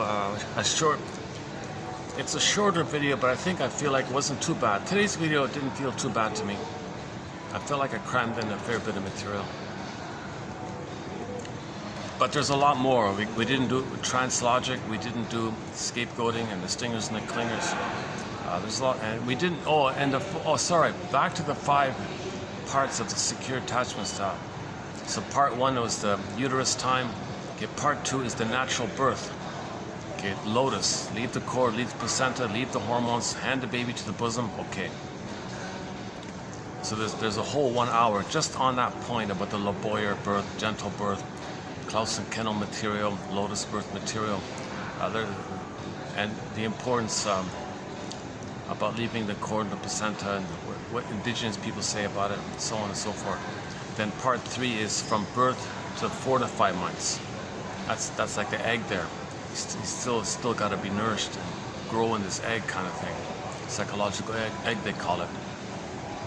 And then at 4 to 5 months he begins to hatch out. It's gradual from 4 to 5 months to 18 months, part 4. So the world is my oyster phase. And then mainly at 18 months the narcissism dissipates. And now he enters into the now Voyager, seek thou forth and find yourself. The famous rapprochement phase. These 5 phases take me almost an hour to 2 hours to cover each of those 5 phases. So I won't do it here. And if the trauma is before 18 months, again, it's one of the stinger personality patterns. Trauma post 18 months, after that narcissism, you get the frozen child one. I'm not okay, you're okay. Stingers identify with the aggressor.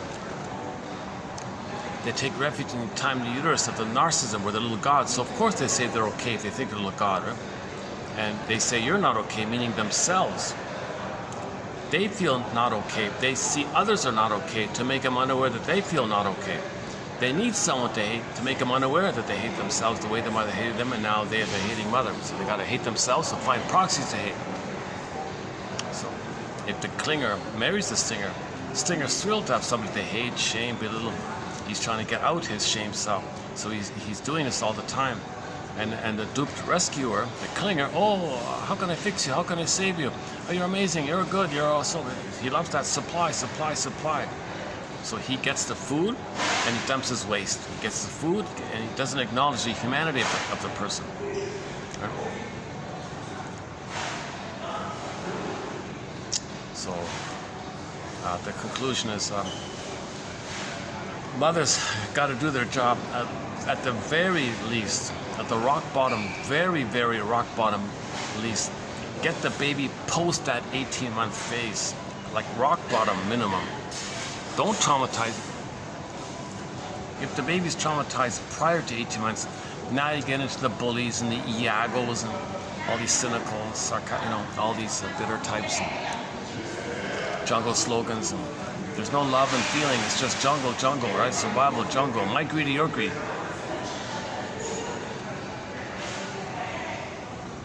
They're operating out of the amygdala brain.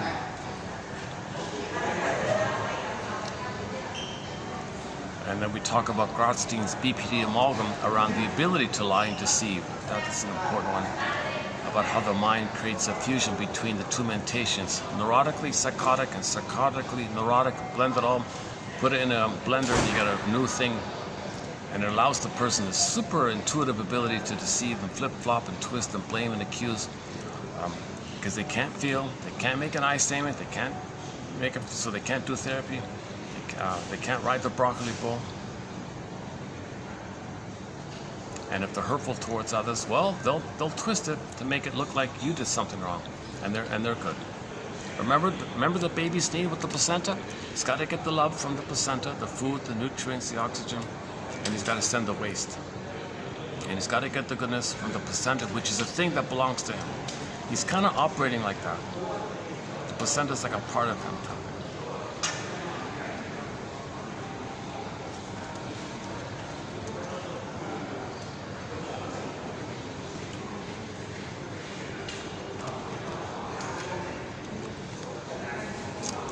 Hopefully I'm not bothering that group. There's a whole group at the other end. Yeah, I'm far enough away. This should be okay.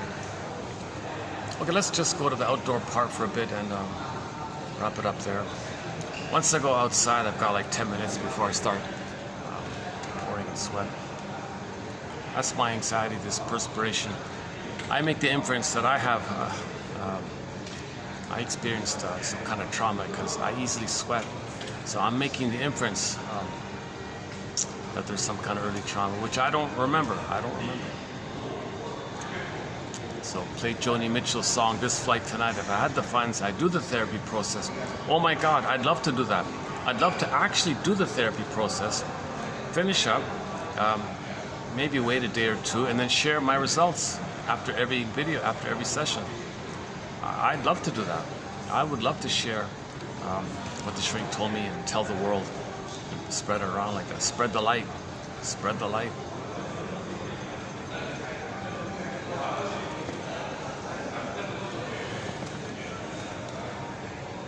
If a million people were spreading the light, jeez.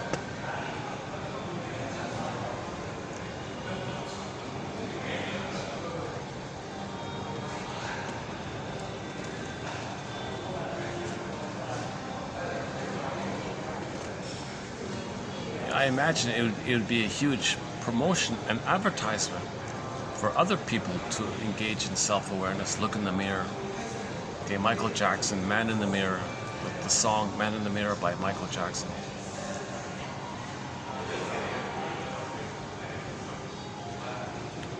And then schools would be flooded with demand for training in this area. So now funds would. If we value healing, we'll make the funds for it. You know, one guy said that the problem on the planet is not that there's not enough money. He said a funny thing, a weird thing. He said there's too much money. The people at the top, whatever, they're sitting on umpteen trillions of dollars on their chest or whatever. They've got too much. They don't know what to do. They've got ennui. They're bored. They've got everything. It didn't work. They got all this money. What do we do now? They feel bored. Right? So they plundered and pillaged the planet. They got this sitting on a mountain of gold or whatever, trillions upon trillions, real and fake, whatever. They got trillions and trillions, whatever the 1%, whatever. They got umpteen trillions of dollars in surplus, just like cash or whatever. Mostly just surplus. They don't know what to do with it. What do we do with it? What do we do with it? Do we plunder a place again, or what do we do with it?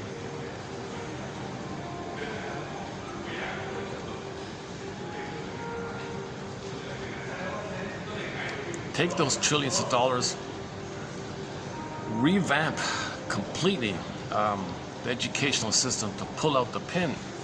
You know, make people feel, let people feel. Because Robert Bly says the whole educational system, all the money spent in it is to put the pin in, to make people not feel. Because you need that to pillage. Well, if we're going to decide we're going to stop, we're going to make the transition back to village. See, we were in a village and we went to pillage. Let's go back to village, you know, kind of thing. This pillage stuff is an aberration. It's not an either or. There were some benefits, but was it worth it? In 70 years, destroy the food supply for people because we didn't get fed properly in the nursery? Not making sense. So get back to village mentality. And create a sustainable focus on looking in the mirror, Man in the Mirror. Michael Jackson, Man in the Mirror. It's a good song.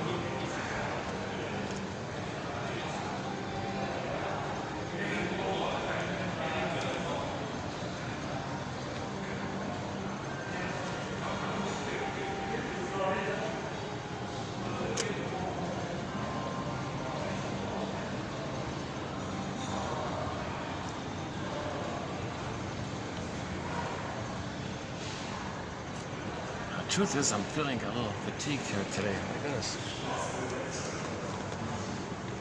I don't even want to get up. I'm usually more buoyant, more. I bounced around more. Too bad there wasn't a park we could just walk through, eh?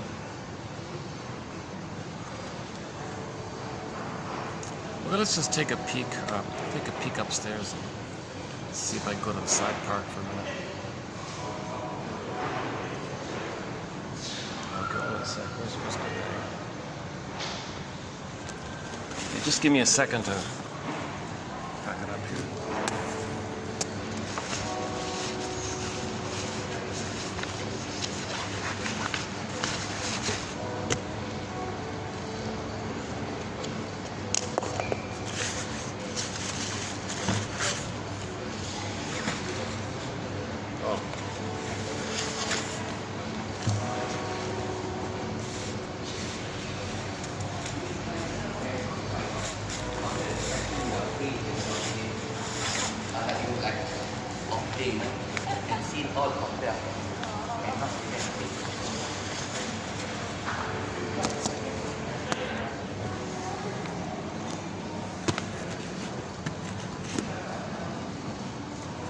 Off.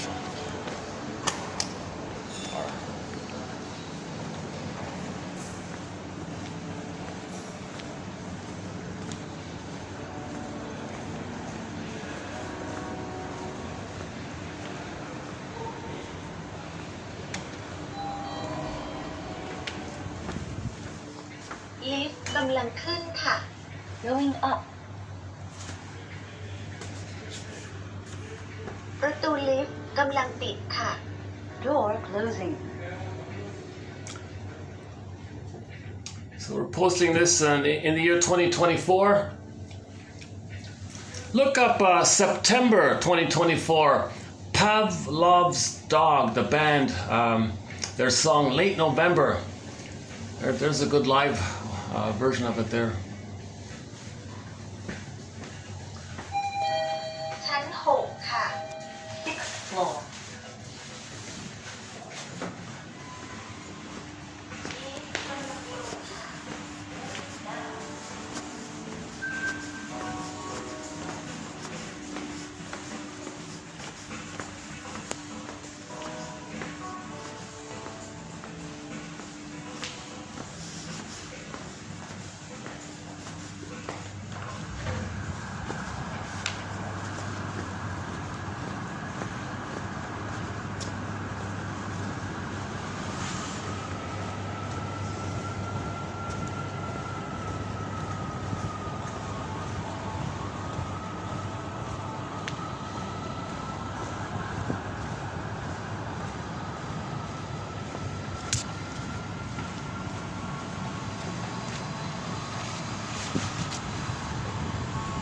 That's a new one.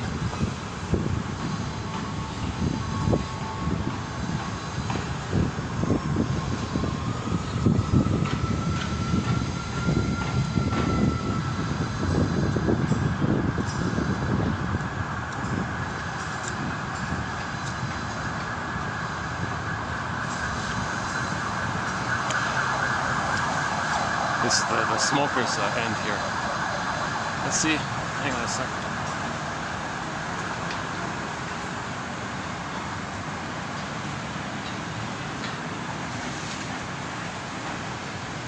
Stop for there. Why don't I hang out here for a bit?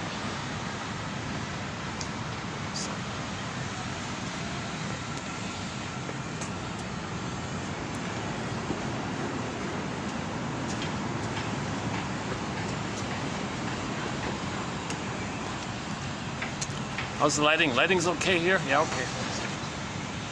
Lighting's okay. Yeah, lighting's okay, right? Yeah, I got the nice bamboo trees. All right.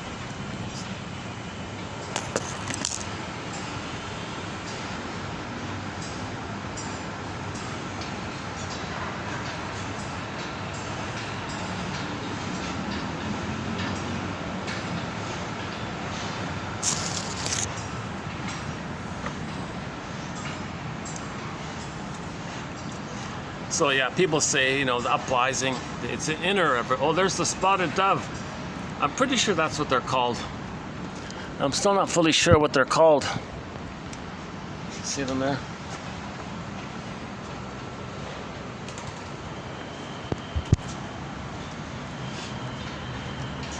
I haven't been here in a long time, this part here. Yeah, all right. If there's people at the pool, I won't cross over. There's one, I guess, he's asleep. I just passed by him quickly, quietly.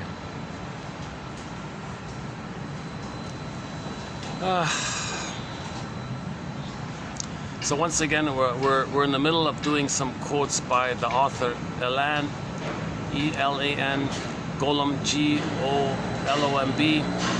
Her first book is a classic. It's a classic in the topic of narcissism studies, or the studies of narcissism, called Trapped in the Mirror, 1992. You see secondhand copies of it everywhere. But her sequel, the quotes we did now, were in the sequel part, is called Unloved Again. She self-published it through a company called iuniverse.com, just the letter I, universe written together as one word. And if you type in Unloved or Unloved Again in the search engine, you'll see the thing there. $3.99, great deal. Or if you join a membership, if you join some book membership, you might get it for free for the month if you cancel before the month's up. Very good book, Unloved Again. And she said it. She said it. If a guy liked her, okay, that means he's the child, she's the rejecting mother. She would hate him. She would reject any man who liked her. She would only like a man if he hated her. So she's stuck at that point where she wants mother's love. So if the men are her, she's the shaming mother. If she plays the shamed child, she looks for shaming partners. And she's stuck at that point. She said it took her until her late 50s before she gave up this foolish repetition. So she spent her life kind of repeating this again and again and again and again. Hence the title of the book, Unloved Again, Unloved Again, Unloved Again. So she only likes a guy if he rejects her. And she's crazy about him because he is the mother, parent copy whom she's trying to save, fix, cure, or if someone shows the child's side, she plays the critical one. So if he likes her, she hates him. Okay? If he likes the fellow, she'll only do it if he hates her. Then she'll like him. And what a mess, right? You're still battling with the mother. It's an unresolved, unfinished struggle with the mother. So you find parent copies to continue that battle like that. So when you identify, okay, a relic of the past, I don't mind in the present, make a new choice like that. The last quote here, change happens when you make the adult choice.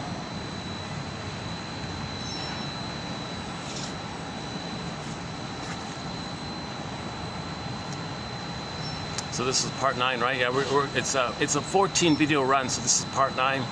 So we've got 5 more to go. And the good ones are coming up. Some more good quotes are coming up.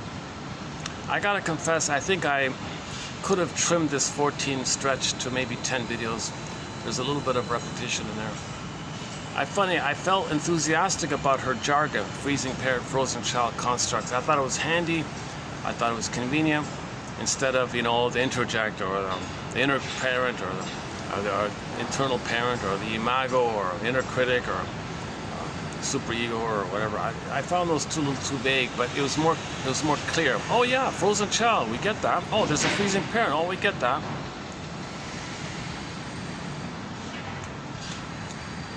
So it's a handy, convenient kind of a self-help approach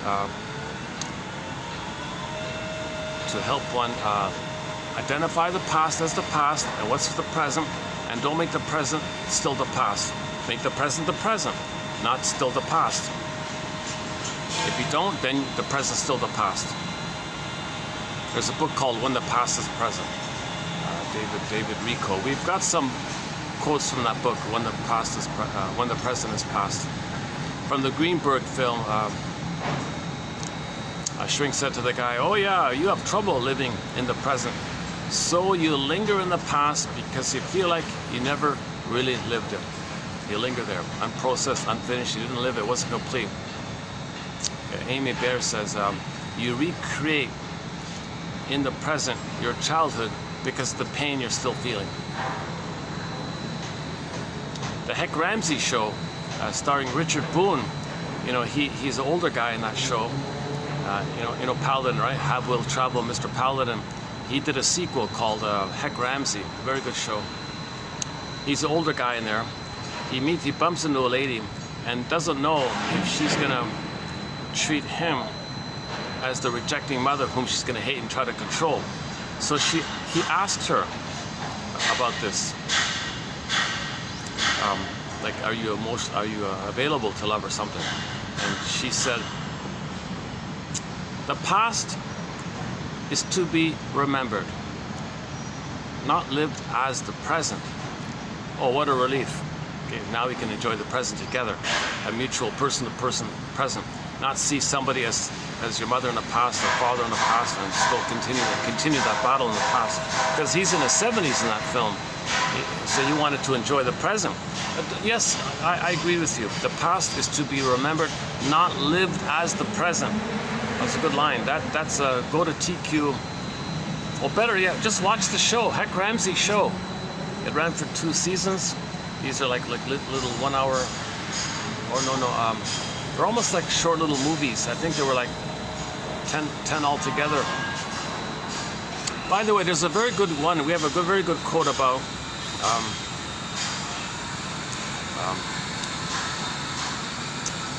the one about the feather, the mystery of the feather, the mystery of the yellow feather, the green feather. I forgot the one. Something about the mystery of the feather, where Heck Ramsey bawled out this arrogant, really cold-hearted, nasty, narcissistic, arrogant little, you know what?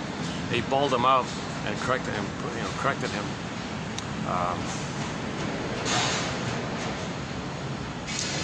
That's one of the best scenes in television, I think.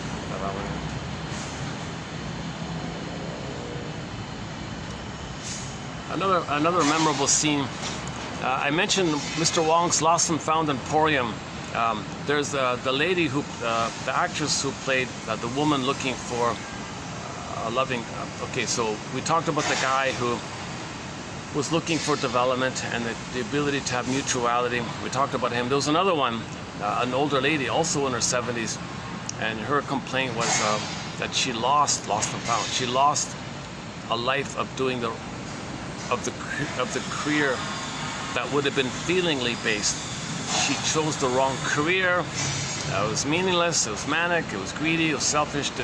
So she wanted to see if she can get back a job or an ability to do some kind of work that's from the heart or something like that. Anyways, I won't do the story there, but the actress who played that, woman, she also played Mrs. Carlson in WKRP in Cincinnati. And we have a scene we posted a scene from there. Oh, YouTube blocked it. Oh, I had to delete it out. Yeah, Jesus. But in the famous show WKRP in Cincinnati, so Johnny's Howard Hessman plays Johnny Fever, right, the disc jockey kind of guy, and so the radio station is owned by some billionaire woman, played by Mrs. Carlson, right? And her son manages one of her stations, the one that Johnny Fever is in, right? WKRP. And the son, you know, he's terrified when the mother makes an appearance. He's shaking and quivering. She's an aggressive, shouting all the time kind of character. So anyways, Johnny learns about the mother's strategy and her indifference to the son. So it turned out that the mother purposely put her son in charge of that show on purpose for it to lose money and to fail. She wanted WKRP to not make money, to be a failure, to be a misery. So she put her son in there as a pawn like that to make that happen. Didn't care about the son's feeling or esteem that he's failing like that. Didn't care about that. The strategy was, if she lost, the more money she lost on that show, that station, the more money she would make from the other stations that she owned. It was a strategy like that. So Johnny Fever observed all this, and his comment was, "Oh my goodness, a mother's love, it's so touching. Oh, it's so..."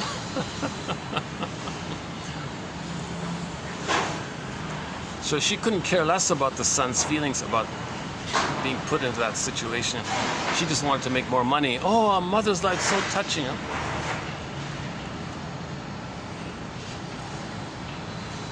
Anyways, that woman, Mrs. Carlson, the actress who played that, what's her name? Bruce, something Bruce, is that right? Carol, something Carol or Bruce or Carol, something like that. That actress who played Mrs. Carlson also played in the Twilight Zone in Mr. Wong's Lost and Found Emporium. So she went there, Carol Bruce's character in Lost and Found Emporium. She went in there and said, "Oh, shrinker man, shrinker man. I spent my life all high-wired, extremely extroverted living, externalized living. I had a paucity of inner experiences. I neglected inner life. I neglected the feminine principle. I neglected the maiden king. I neglected my beingness. And what a waste. I lost so much like this. Can you help me?" Okay. So Mr. Wong gave her like a little assignment. She kind of panicked about it, couldn't do it. Feeling sad about it. But she was beginning the process. She was beginning the process because she linked her behavior and her work very tightly with her identity. So this sources back to when the mother says to the little child, "Don't touch that," the child thinks, "Don't be." The baby blends his doing and his being too tightly.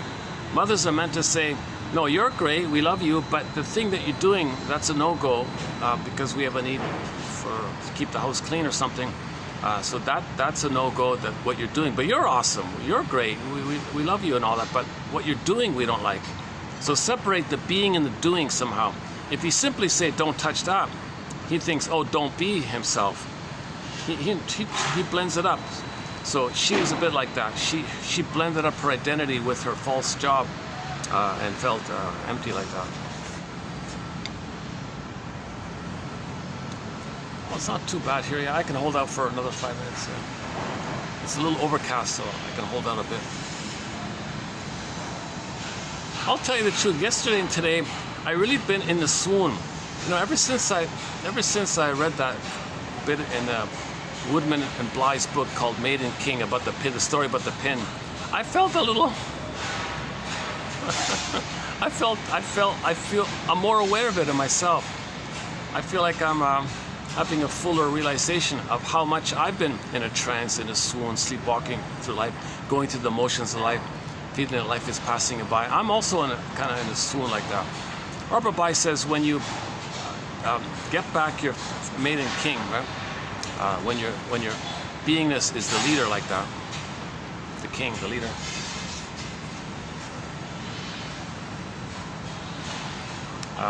He says your voice will be a little louder and more embodied, but it's loud but not aggressive, and it's not tricky or not seductive or alluring or aggressive or frightening, nothing like that. So he says there's a huge difference between when a man's voice is kind of loud and trying to control you and dominate you and allure you and fool you and frighten you, this kind of booming stuff. But that's not authentic beingness. When you get your beingness, okay, after you face Baba Yaga, right? And you get your beingness and the firebird comes, then your voice is a more embodied one. And he would say, you know, a lot of people would want to be around them. And when those people enter into a room, the whole room shifts a little bit. Everybody calms down. There's a peaceful kind of feeling when they walk into a room. But when the bully walks in a room, things are more tense and more aggressive or something. So it's hugely different if a person's coming from a beingness. I think he mentioned somebody who had that beingness, and people would just flock just to sit around him. They didn't need to talk or anything. They just wanted to be in his presence or something.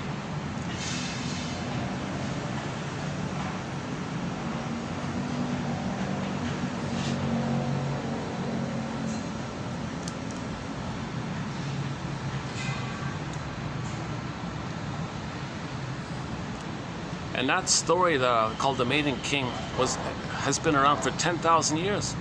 10,000 years. These myths, it takes us 10,000 years to fine-tune and distill a myth. So these ancient myths are very valuable. They're metaphors for trauma, and so they resonate with us. They make us aware of our trauma. So there's something validating about it. You know, Robert Bly says, you know, these images, you know, get the key out from mother's pillow. You know, the Firebird, the Baba Yaga scene. These are important images like that. And for him personally, he said what helped him personally was the image of the hedgehog on the back of the rooster with the iron shoes on the rooster's feet, and the rooster, the vibrant rooster, is flying, and the hedgehog is playing the bagpipes while he's flying on the rooster. So we haven't done that story yet, called Hans My Hedgehog, but Robert Bly mentions it, so maybe we'll get to it later on.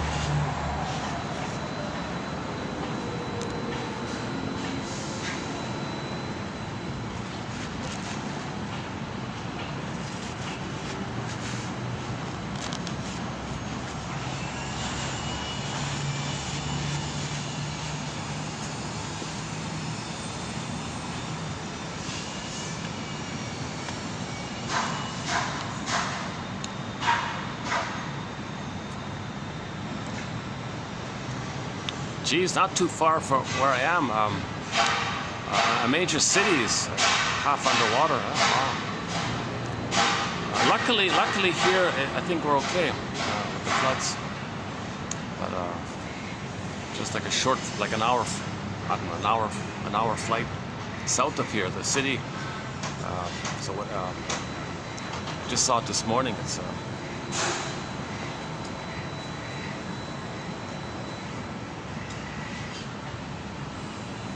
See, if we're disrupting the ecosystem outwardly, that's a reflection that we didn't get our developmental process. There was no proper ecology between the baby and the mother. It was all messed up, so we messed up the ecology outwardly to reflect our inner state of a messed up psychological, messed ecology with the mother.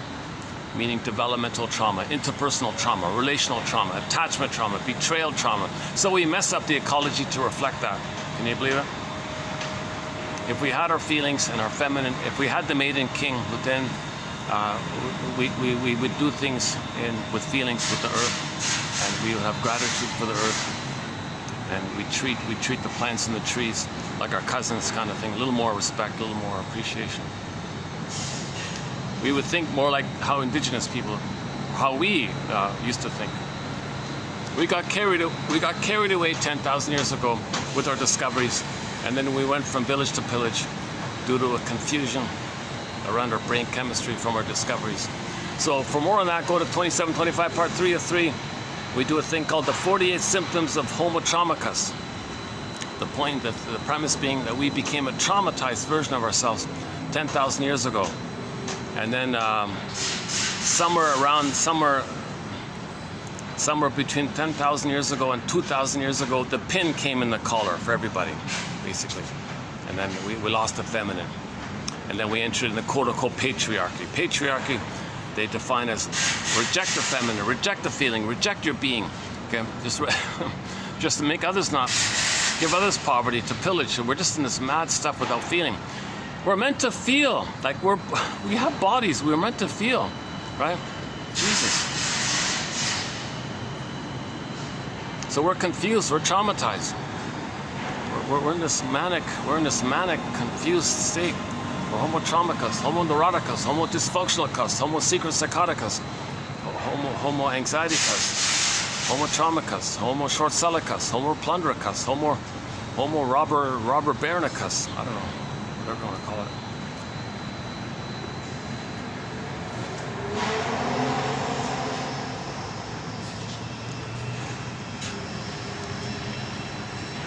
Oh, it's a great little spot here. Oh, what a nice little spot here. I love these. Look at that, eh? What a great little spot. Well, this would be a nice scene to close up the video with, eh? Right here. Yeah. When I close the video, let's do it right here. It's a nice little spot.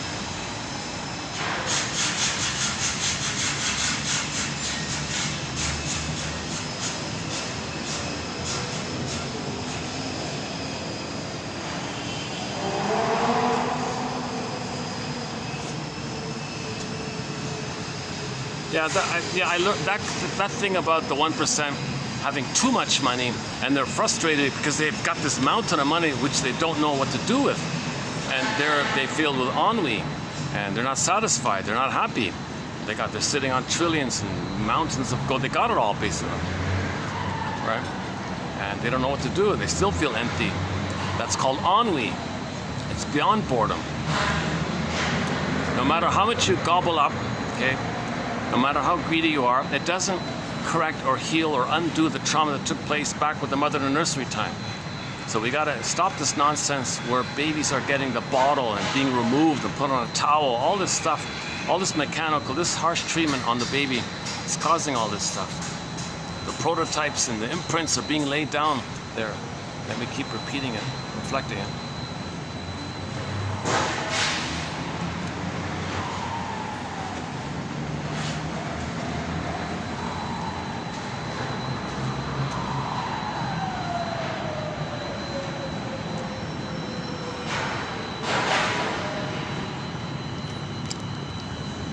Yeah, here's my nice new bag. Look at that, eh? It's a nice little, I got it from the gift store here. Nice little bag, eh? The bluebird of happiness is within, says Shirley Temple. The blue jay within. So when you have your beingness, you're going to be conscious of how you're a little unique. And when you express that, there's the blue jay or the bluebird. Meaning and pleasure and path with heart, and everyone's better off like that. So when they walk into a room, everyone feels calmer and more relaxed because they have their beingness. The temperament is calm and warm in their body. So their energy is not like I hate everyone or mother hates me, you hate me, and all that stuff. That adversarial stuff's not there. They got the feminine, they got the conscious feminine. Miss Woodman, I think if we were to summarize Miss Woodman's career, it'd be those two words.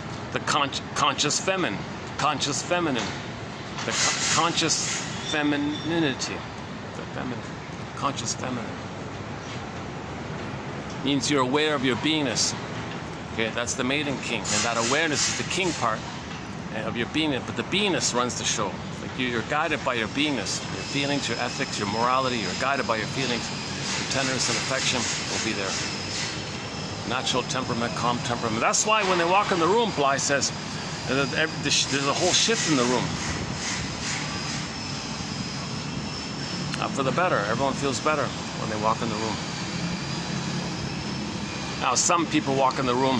Sometimes there's a scapegoated person who walks in the room. Everyone feels safe. Oh, he's our shame self. Everyone projects their shamed, unloved, defective self onto the scapegoated person. So a company department out of family systems theory, they may hire one person who's disabled or messed up or nice but harmless like that. They may hire him for that purpose. So when that person walks in the room, everyone calms down because they out of the dispersal of the tension they feel. So the scapegoat one is a sponge to absorb everyone's pain and hatred, put it onto him. That's different. That's different. Or if the aggressive bully comes in and they all vicariously bask in his rage, that's also different. Oh.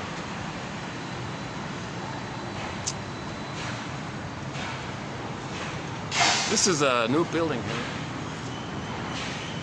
This wasn't here last time I was here. This crane wasn't here the last time I was here. Yeah.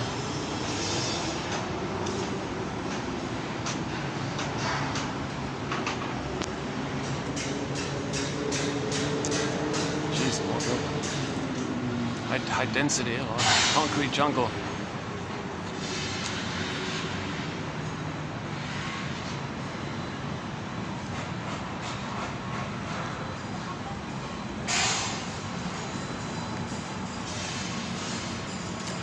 Ziana Zane did a concert about 3 weeks ago in Singapore. That was pretty good, yeah.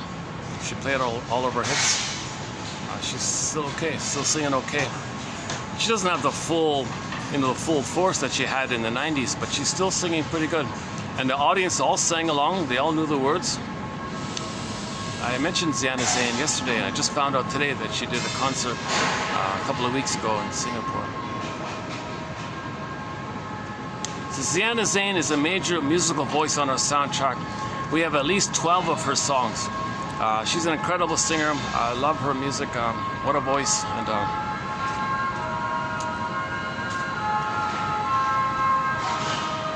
And some of the songs which were not big hits are in our soundtrack. It's hard to pronounce some of the name of those songs. It's Malaysian. It's all in Malay language, Malaysian language, the Malay language. Right? Malaysian. Malay, in Malay, right?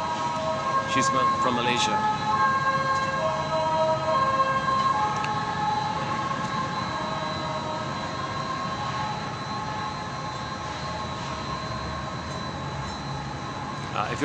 If you want to begin with Ziana saying, try Agapanmu. Agapanmu. Yeah, is that right? Did I get it right? That's the one where she really hits the high notes. Agapanmu. Agapanmu. I think that's it. Agapanmu. Try that one. Yeah. Just check out the greatest hits or the. Just click around any of our albums. You'll find some good song, or play the greatest hits or the best of one. Actually, if you go to the best of one, Agapanmu, and the one right after it, play those two together, like sequence. I think some great music. Yeah, great music.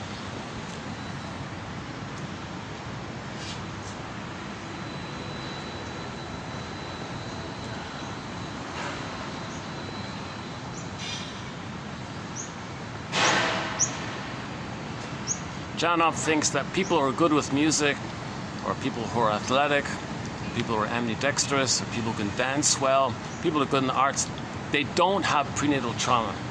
That's his theory. If people have prenatal trauma, they might not be good with music or sports or dancing or things like that. I don't know about that, but it kind of makes sense.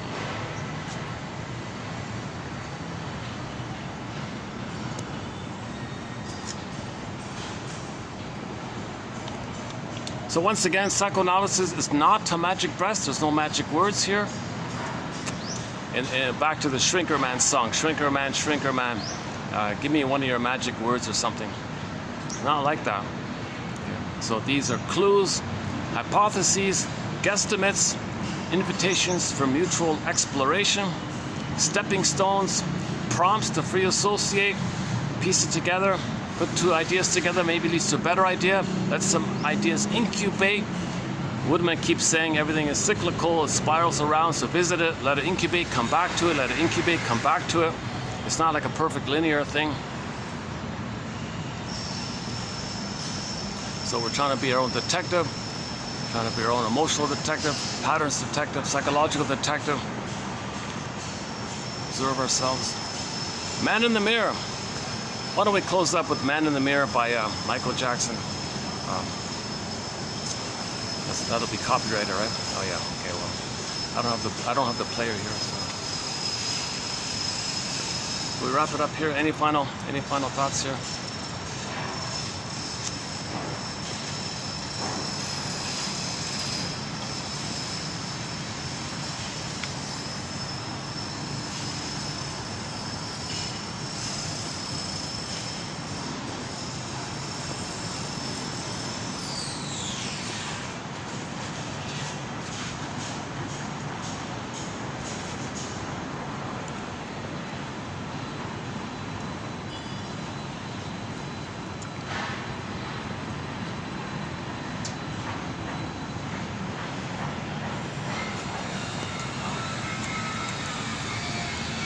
Okay, well, let's just finish up with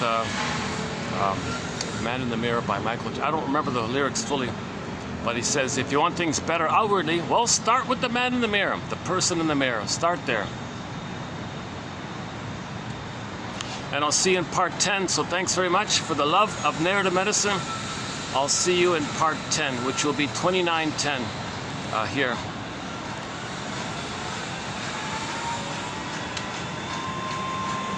Okay, once again, check out Alain Golem's book called Unloved Again, the comic psychoanalysis, Dark Horse Publishing, Masterson's book called The Search for the Real Self, Karen Horney's book, Our Inner Conflicts, the Janov material in our collection here, 2745 to 70, that's a very good batch of quotes, 300 plus quotes by Arthur Janov. And I'll see you in part 10. Okay, press the play button. Man in the mirror. Thanks very much. I'll see you in part 10. For the love of narrative medicine.